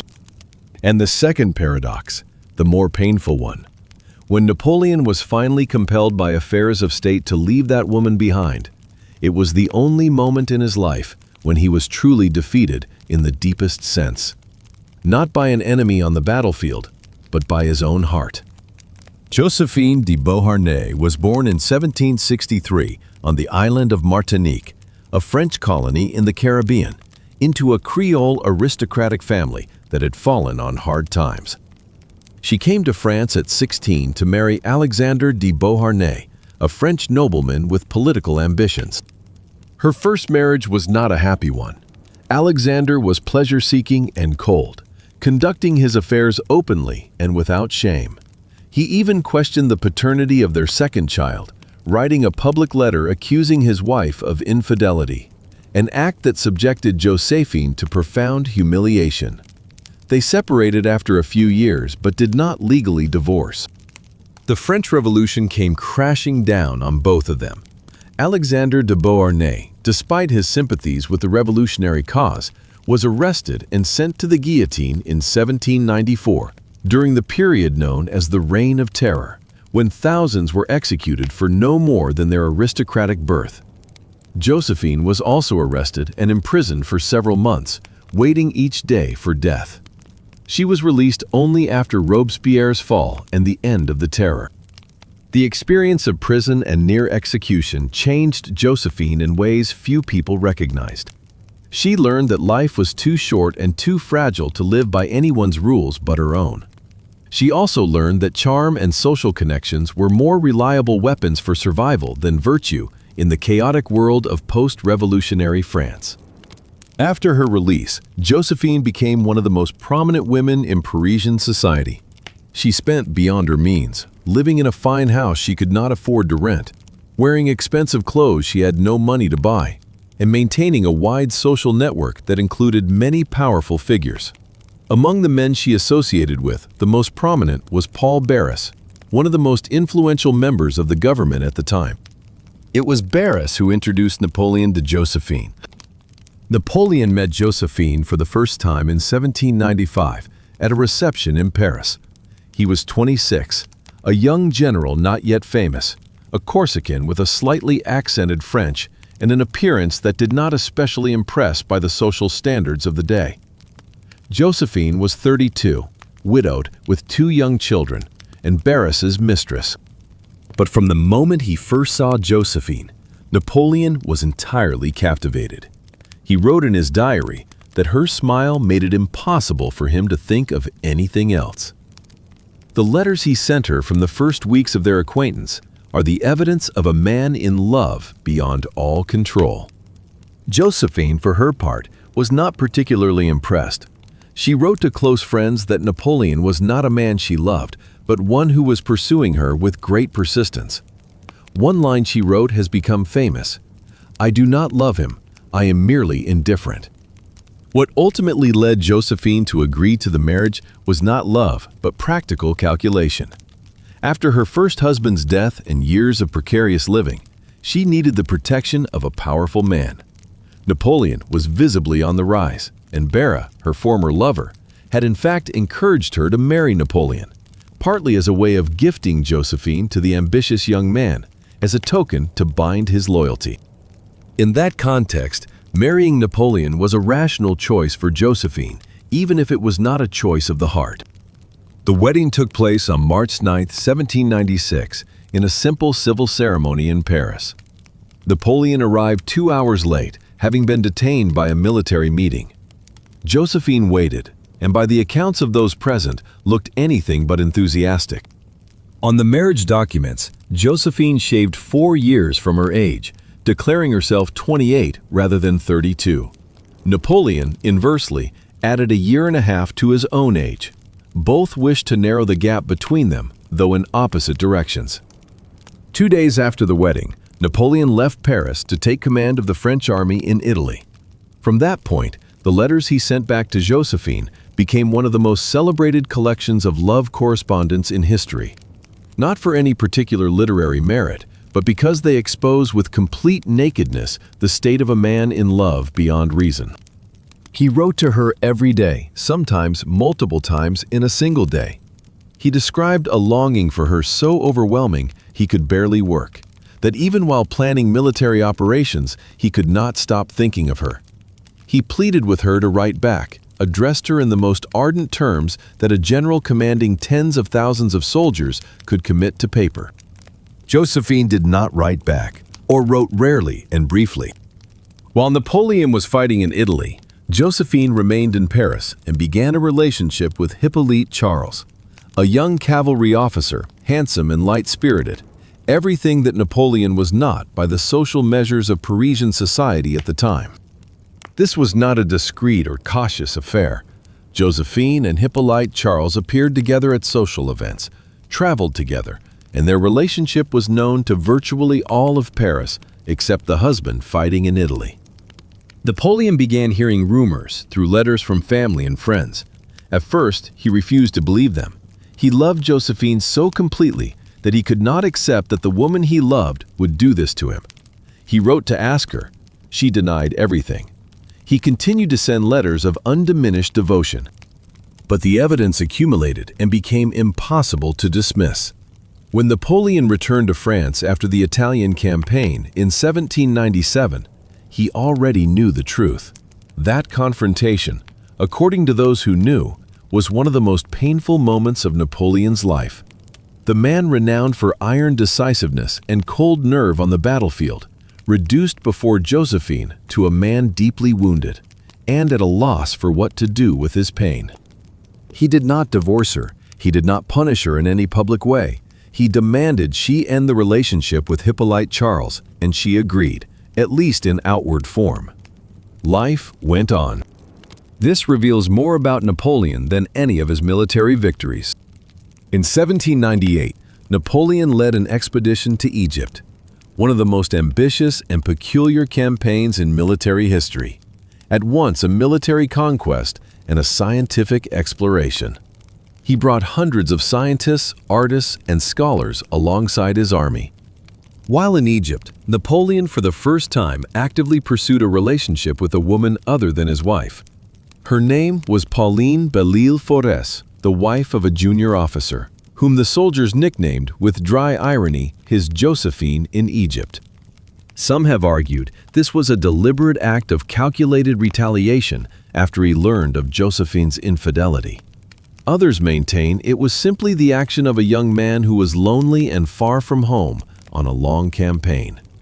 Whatever the motivation, it was the first evidence that Napoleon was not entirely passive in his own marriage. When he returned to France in 1799, Napoleon's coup succeeded and he became first consul, in practice the ruler of France. Joséphine was now the wife of the most powerful man in the country. As Napoleon consolidated his rule, and especially after he declared himself emperor in 1804, the dynamic between him and Joséphine shifted in ways subtle but significant. Joséphine, who had once been indifferent to the untested young general who loved her, was now Empress of France. She began to understand the value of her position and to fear losing it.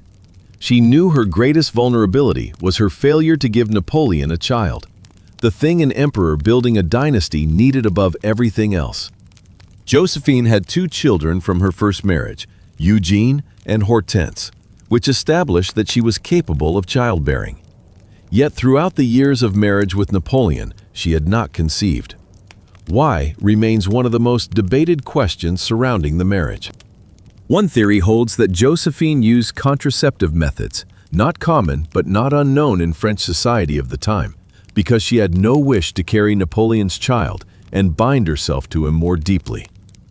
Some historians support this view. Others reject it for lack of direct evidence. Another theory suggests that the physical hardships of her imprisonment during the Revolution had affected her reproductive health.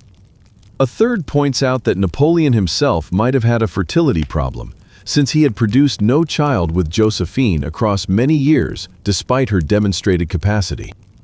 This question was partly resolved when Napoleon fathered children out of wedlock with 2 different women during his reign, conclusively establishing his ability to sire children.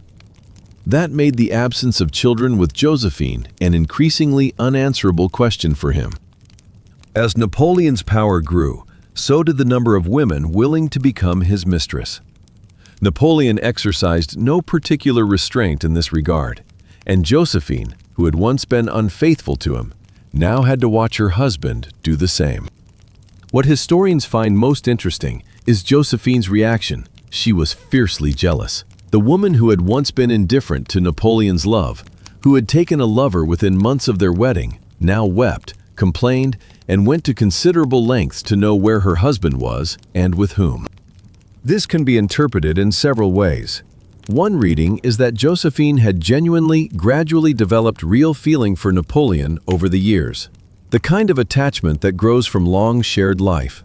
A more pragmatic reading is that she understood perfectly that each new mistress of Napoleon's was a direct threat to her position, and that jealousy was the entirely rational response of someone who feared losing power and status. The mistress most frequently discussed, and the one who posed the most real danger to Joséphine, was Marie Waleska, a young and beautiful Polish noblewoman Napoleon met during his Polish campaign of 1807. Marie Waleska loved Napoleon genuinely, not for his position, but for the man himself, and she was prepared to sacrifice much in her own life to be with him. More consequentially for our story, Marie Walewska became pregnant by Napoleon and bore a healthy son in 1810. That established beyond doubt that Napoleon was entirely capable of fathering children, and the question of Joséphine could no longer be avoided. In 1809, Napoleon made the decision he had been postponing for years. He had to divorce Joséphine in order to marry a woman who could give him a legitimate heir. This was not a sudden impulse. Napoleon had been considering it since at least 1807, as evidence of his own fertility through his extramarital relationships became increasingly clear. He had discussed it with trusted advisors, with his family, and with senior officials. The near consensus was that it was a necessity for the empire's stability. But telling Joséphine was something Napoleon kept putting off. Finally, in November 1809, Napoleon summoned Joséphine to his study and told her. According to accounts from servants and those nearby, both wept. Joséphine, by some records, fainted. Napoleon helped her up and sat beside her on the floor for some time. This is the moment most disputed in terms of what each person truly felt. Did Napoleon weep because he was genuinely in anguish at leaving the woman he loved? Or because he wanted to demonstrate that this was a difficult decision, not a cold one? Did Joséphine faint because she suddenly realized she loved Napoleon more than she had known? Or because she understood this was the end of all the power and standing she had spent years building? No one can say with certainty. The formal divorce ceremony took place on December 15, 1809, at the Palace of Fontainebleau. Both read official statements. Joséphine read hers in a voice that broke repeatedly and had to stop several times. Napoleon sat listening with the rigid expression those present described as the look of a man trying not to come apart. Napoleon ensured that Joséphine was treated generously after the divorce.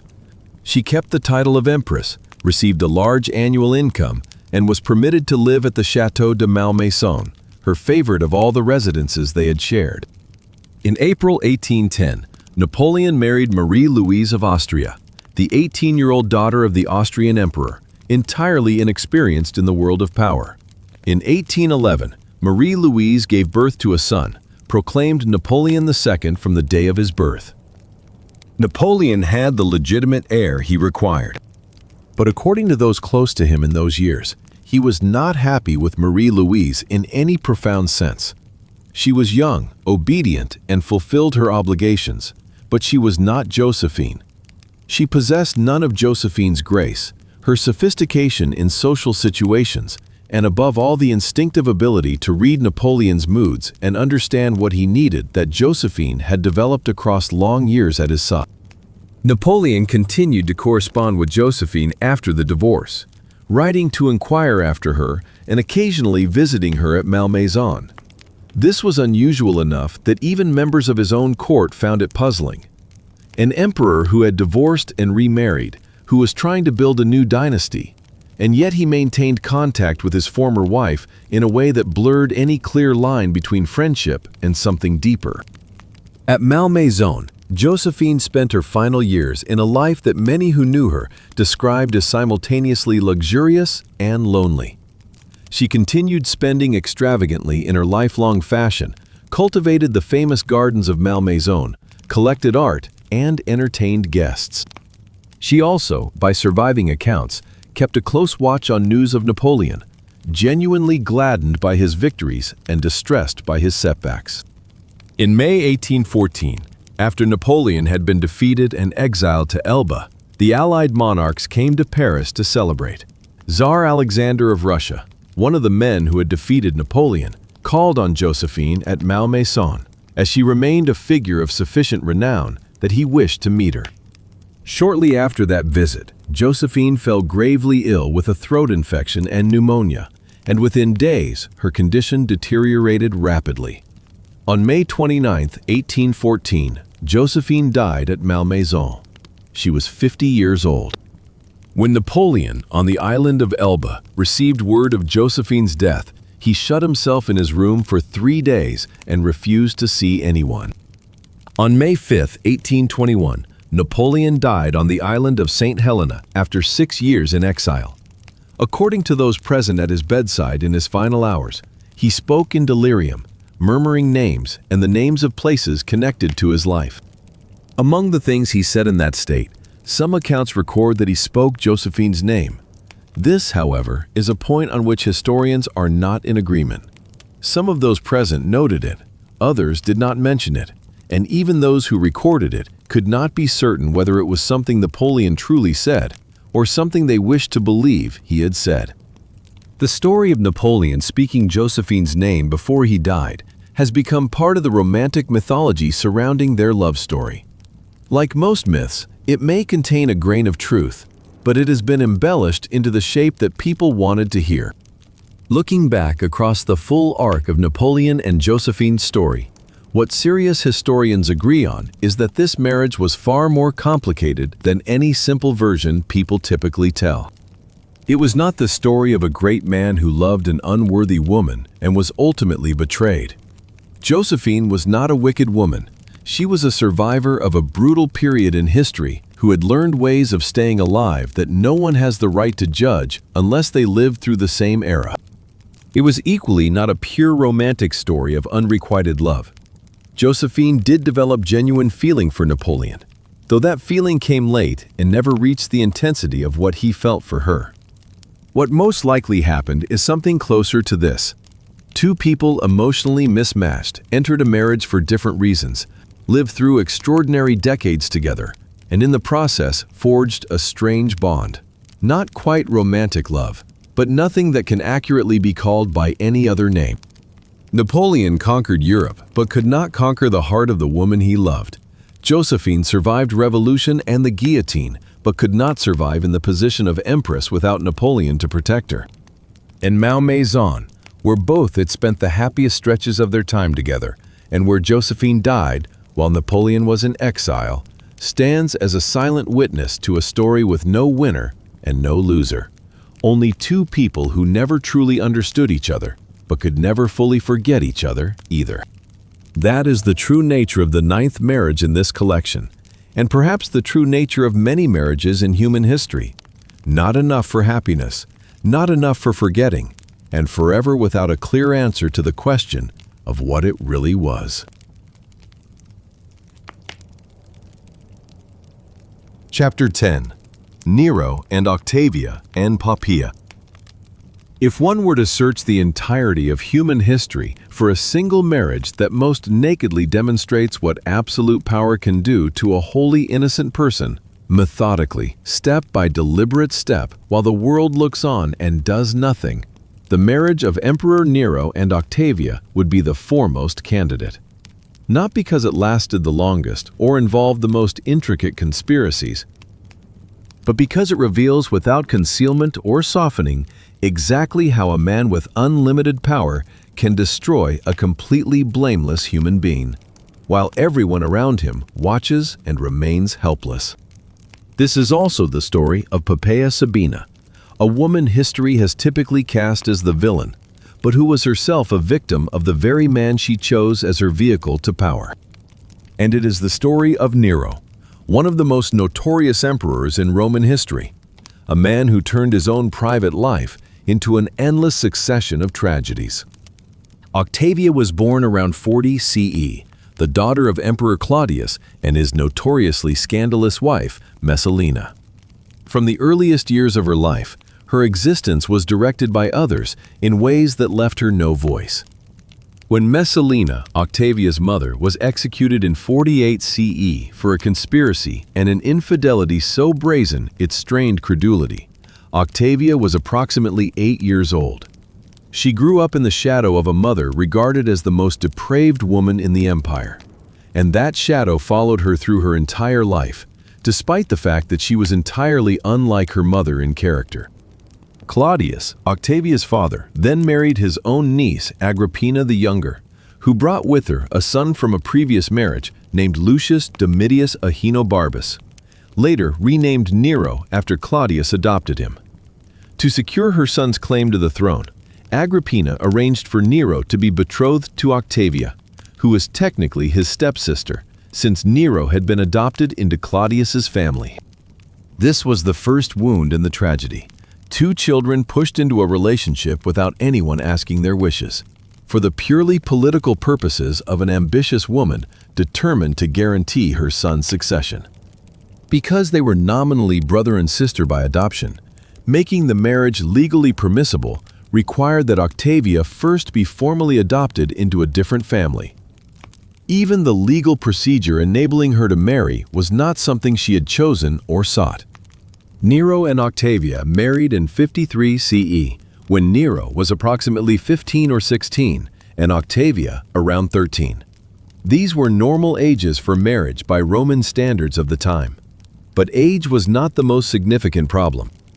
The most significant problem was that from the very beginning, Nero felt nothing for Octavia. Not merely an absence of romantic love, but something closer to total indifference. He saw her as a political instrument his mother had placed beside him, nothing more. Octavia, by contrast, is described in every surviving source as gentle, virtuous, prudent, and self-controlled. The historian Tacitus, who wrote about Nero's reign with considerable fairness, mentions Octavia in terms of respect rare in his accounts of imperial figures. He describes her as a woman who learned to conceal her suffering, to conceal her affections, to conceal all the emotions that would only have placed her in greater danger if allowed to show. A year after the wedding, Claudius died under circumstances still suspected to this day to have involved poisoning, perhaps by Agrippina herself, who wished to secure Nero's succession before Claudius could reconsider his choice of heir. Nero became emperor at 17. Octavia became Empress of Rome at 14. In the early years of his reign, Nero began a relationship with a freedwoman named Claudia Act, a former slave of Asiatic origin. This relationship was remarkable, not because a Roman emperor had a mistress, that was entirely unremarkable, but because Nero treated Act as someone he genuinely cared for, rather than merely a vessel for pleasure. There are records suggesting Nero even considered making Acta his legal wife by falsifying documents to give her a sufficiently noble pedigree. Agrippina opposed this with all the influence at her disposal and successfully prevented it. During this period, Octavia inhabited the palace like a shadow. She fulfilled the ceremonial duties of an empress, appeared at official events, and by every available account never complained or made a scene. She learned to survive an unalterable situation by making herself as invisible as possible. It was the only form of survival available to her, and for a time, it appeared to work. No account of Nero can be told without addressing Agrippina, the mother who raised him to the throne and who became one of the first people he killed. Agrippina was among the most politically ambitious women in Roman history. She effectively co-ruled with Nero in the early years of his reign, receiving guests at his side, appearing with him on coins, and intervening in affairs of state in ways no empress or empress dowager before her had dared. Nero tolerated this until he was strong enough to no longer need her, then began pushing her aside one step at a time. Agrippina fought back by every means she had, including threatening to champion Britannicus, Claudius's biological son and the more legitimate rival for the throne. In 55 CE, Britannicus died suddenly at a banquet, in plain view of Nero and many guests. Nero declared it an epileptic fit of the kind Britannicus was known to suffer. No one believed him. No one dared say so. Octavia, who had just lost the half-brother to whom she had been closest, was expected to control her emotions and display no grief beyond what was considered appropriate. She did exactly that. In 59 CE, Nero ordered his mother killed. He tried several methods before succeeding, including a bizarre scheme in which Agrippina was placed aboard a ship designed to sink. She survived by swimming to shore. Nero ultimately sent men to her villa, where she was stabbed to death. The killing of Agrippina sent shockwaves across the Roman Empire. An emperor murdering his own mother transgressed every moral norm, even by Roman standards. Yet Nero was not punished, because no one had sufficient power to punish him. When Octavia received the news that her mother-in-law had been killed, her response was recorded as no observable response whatsoever. She had already perfected the art of invisibility. Poppaea Sabina entered Nero's life sometime in the early 60s CE. though exactly when they first met is a point on which historians do not fully agree. She was the wife of Marcus Otho, one of Nero's close companions and later emperor himself for a brief period in 69 CE. Tacitus described Poppaea as a woman who possessed everything except virtue. The way a historian writing from conservative Roman moral assumptions described an intelligent, ambitious woman who refused to be confined by the expectations her society placed on women. Poppaea's beauty was noted in many sources and considered exceptional even by the standards of Rome. But physical beauty alone was not what made Nero lose himself. What captivated him was the combination of beauty, sharp intelligence, and an ability to understand and influence him that no one else, not even his mother, had ever fully managed. Tacitus records a story, possibly accurate, possibly embellished, about how Poppaea kept Nero under her influence. When Nero visited her and then wished to leave to return to Octavia, Poppaea refused to let him go, asking why he would return to a wife who was merely a political prop, rather than staying with someone who truly wanted him. She knew exactly where he was most vulnerable, and she was not reluctant to press on it. Nero began appearing publicly with Poppaea while still married to Octavia. This generated public resentment, not because an emperor had a mistress, but because he was humiliating a woman of imperial standing whom the people held in genuine respect, and doing so with conspicuous crudeness. Poppaea wanted to be empress. For that to happen, Octavia had to disappear. And for Octavia to disappear legally, there needed to be grounds sufficient for Nero to divorce her, or worse. The simplest grounds available was that Octavia had produced no children after more than 10 years of marriage. This was true, but it also reflected the reality that Nero had barely lived with Octavia in any meaningful marital sense. So the absence of children was not entirely attributable to her. In 62 CE, Nero divorced Octavia on the grounds of infertility. This was the official reason. The Roman public neither believed it nor accepted it. The response of the Roman people was something no one in Nero's court had anticipated. When news of the divorce spread and news of Nero's marriage to Poppaea, the people took to the streets. Statues of Poppaea were pulled down. Statues of Octavia were garlanded with flowers. Crowds gathered outside the palace, crying Octavia's name. This was the moment when minimum decency or prudence might have led Nero to pause, or at least proceed more cautiously.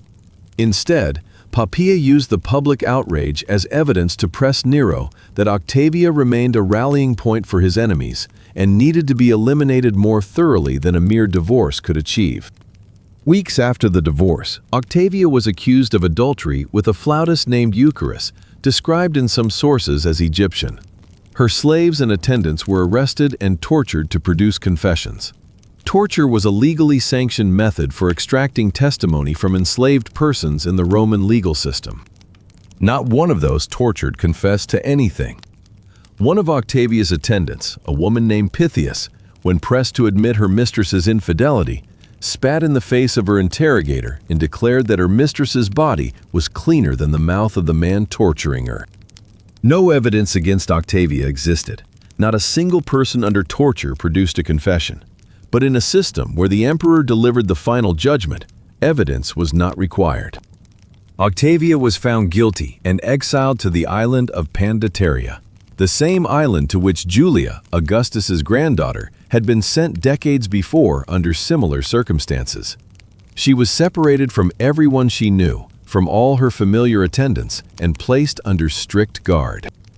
The people of Rome continued to express their fury. Poppaea's statues were torn down again. Octavia's name was shouted in the streets. Poppaea persuaded Nero that as long as Octavia lived, she would remain a symbol of public discontent and a potential nucleus around which his opponents could coalesce. She could not be permitted to live. The order of execution was sent to the island of Pandateria. This is the moment where even Roman historical sources, typically dispassionate in their accounts of imperial violence, shift to a different register, heavier and more pain. Octavia was approximately 22 years old. She knew why the soldiers had come. According to Tacitus, she pleaded, not for herself by name, but by invoking her relationship with Nero, calling him her brother, in a last attempt to find any appeal that might make him change his mind. Nothing changed. Octavia was bound. The veins at her wrists and knees were opened so that she would bleed out. This was considered the more humane method of execution by Roman standards, the same manner in which Seneca and others were later put to death. But the bodies of young and healthy people do not always die quickly this way, as fear causes the blood vessels to constrict. She was placed in a bath of scalding water to accelerate the process. Octavia died on the island of Pandateria, far from her family, far from anyone she had known, far from Rome, where the people were still calling her name in the streets, not yet knowing she was already gone. Her head was severed and sent to Rome for Poppaea. This is an event that even Roman historians, generally unmoved by imperial violence, paused to describe with something approaching horror. Cassius Dio, writing about it decades later, called it one of the most savage acts committed by an emperor already notorious for savagery. Poppaea had achieved what she wanted. She was Empress of Rome. She became pregnant with Nero's child, and in 63 CE gave birth to a girl named Claudia. Nero's joy was such that he bestowed honors on the newborn infant. The child died 4 months later, and Nero's grief was such that he declared her divine. Poppaea became pregnant a second time. But in 65 CE, in a moment of rage, Nero kicked her in the abdomen while she was pregnant. Neither she nor the child survived. This detail is recorded by multiple independent ancient sources, Tacitus, Suetonius, and Cassius Dio, which is sufficient for historians to consider it likely true, though no eyewitness account survives to confirm it. Some modern scholars have argued that Poppaea's death may have resulted from a pregnancy complication rather than violence, and that the account of Nero kicking her was embellishment added by historians hostile to him. The majority of contemporary scholars, however, accept that whatever the precise cause, Nero was connected to Poppaea's death either directly or indirectly. Nero, by surviving accounts, genuinely grieved after Poppaea's death. He organized an elaborate funeral, had her body embalmed in the Egyptian manner rather than cremated according to Roman custom, and according to some sources, later sought out women who resembled Poppaea, going so far as to have a young man who looked like her castrated and treating him as though he were Poppaea. The question of Nero's true nature is one that historians and scholars have debated across 2,000 years without reaching consensus. What we know about Nero comes primarily from 3 sources: Tacitus, Suetonius, and Cassius Dio.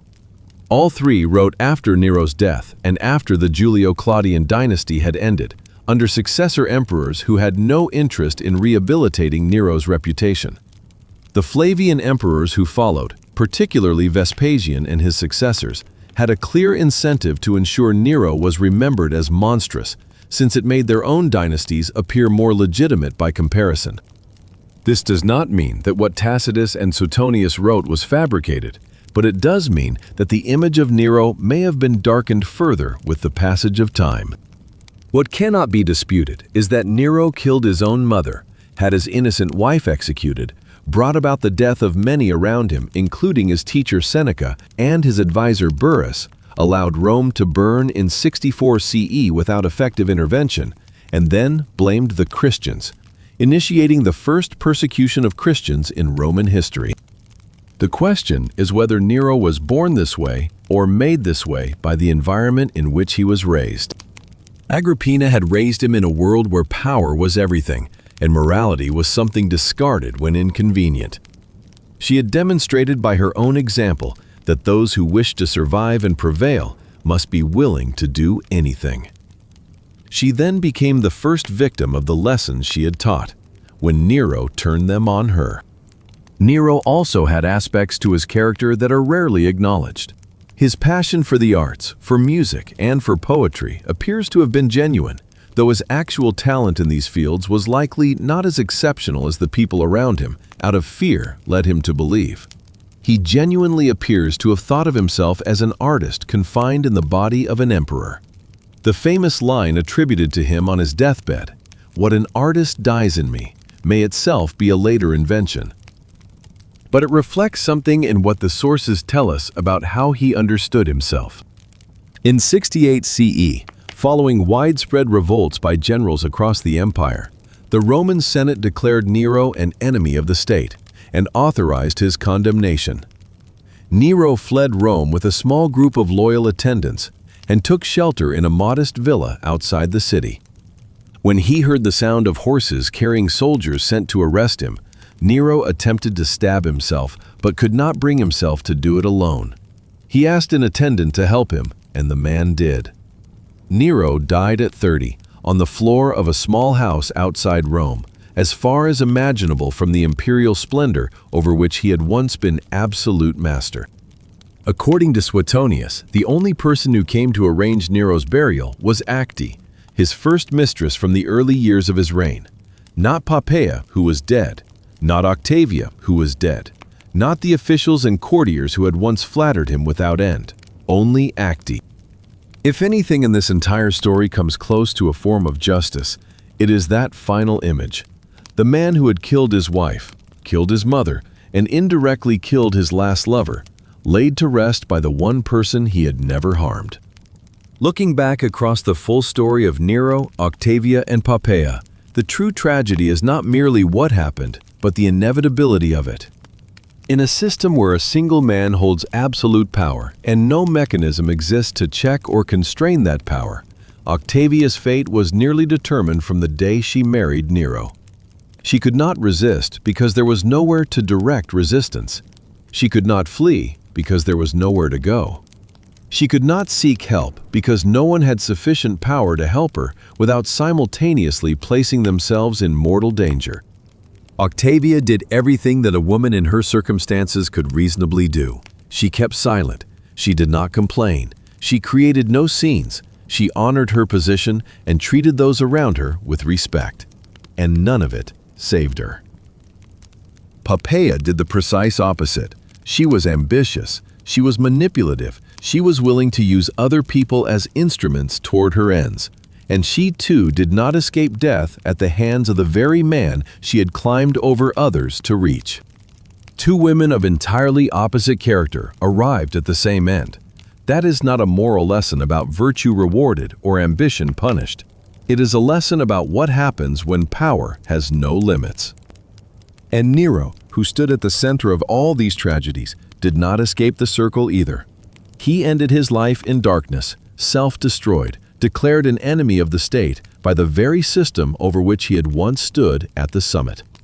This is the final marriage in a collection of 10 of history's most unhappy unions, and in a certain sense, it is also the marriage that distills every theme running through the 9 stories before it. Power, betrayal, loneliness, choices imposed from outside, and the price paid by those who had no choices in a world that ran by the law of the strongest.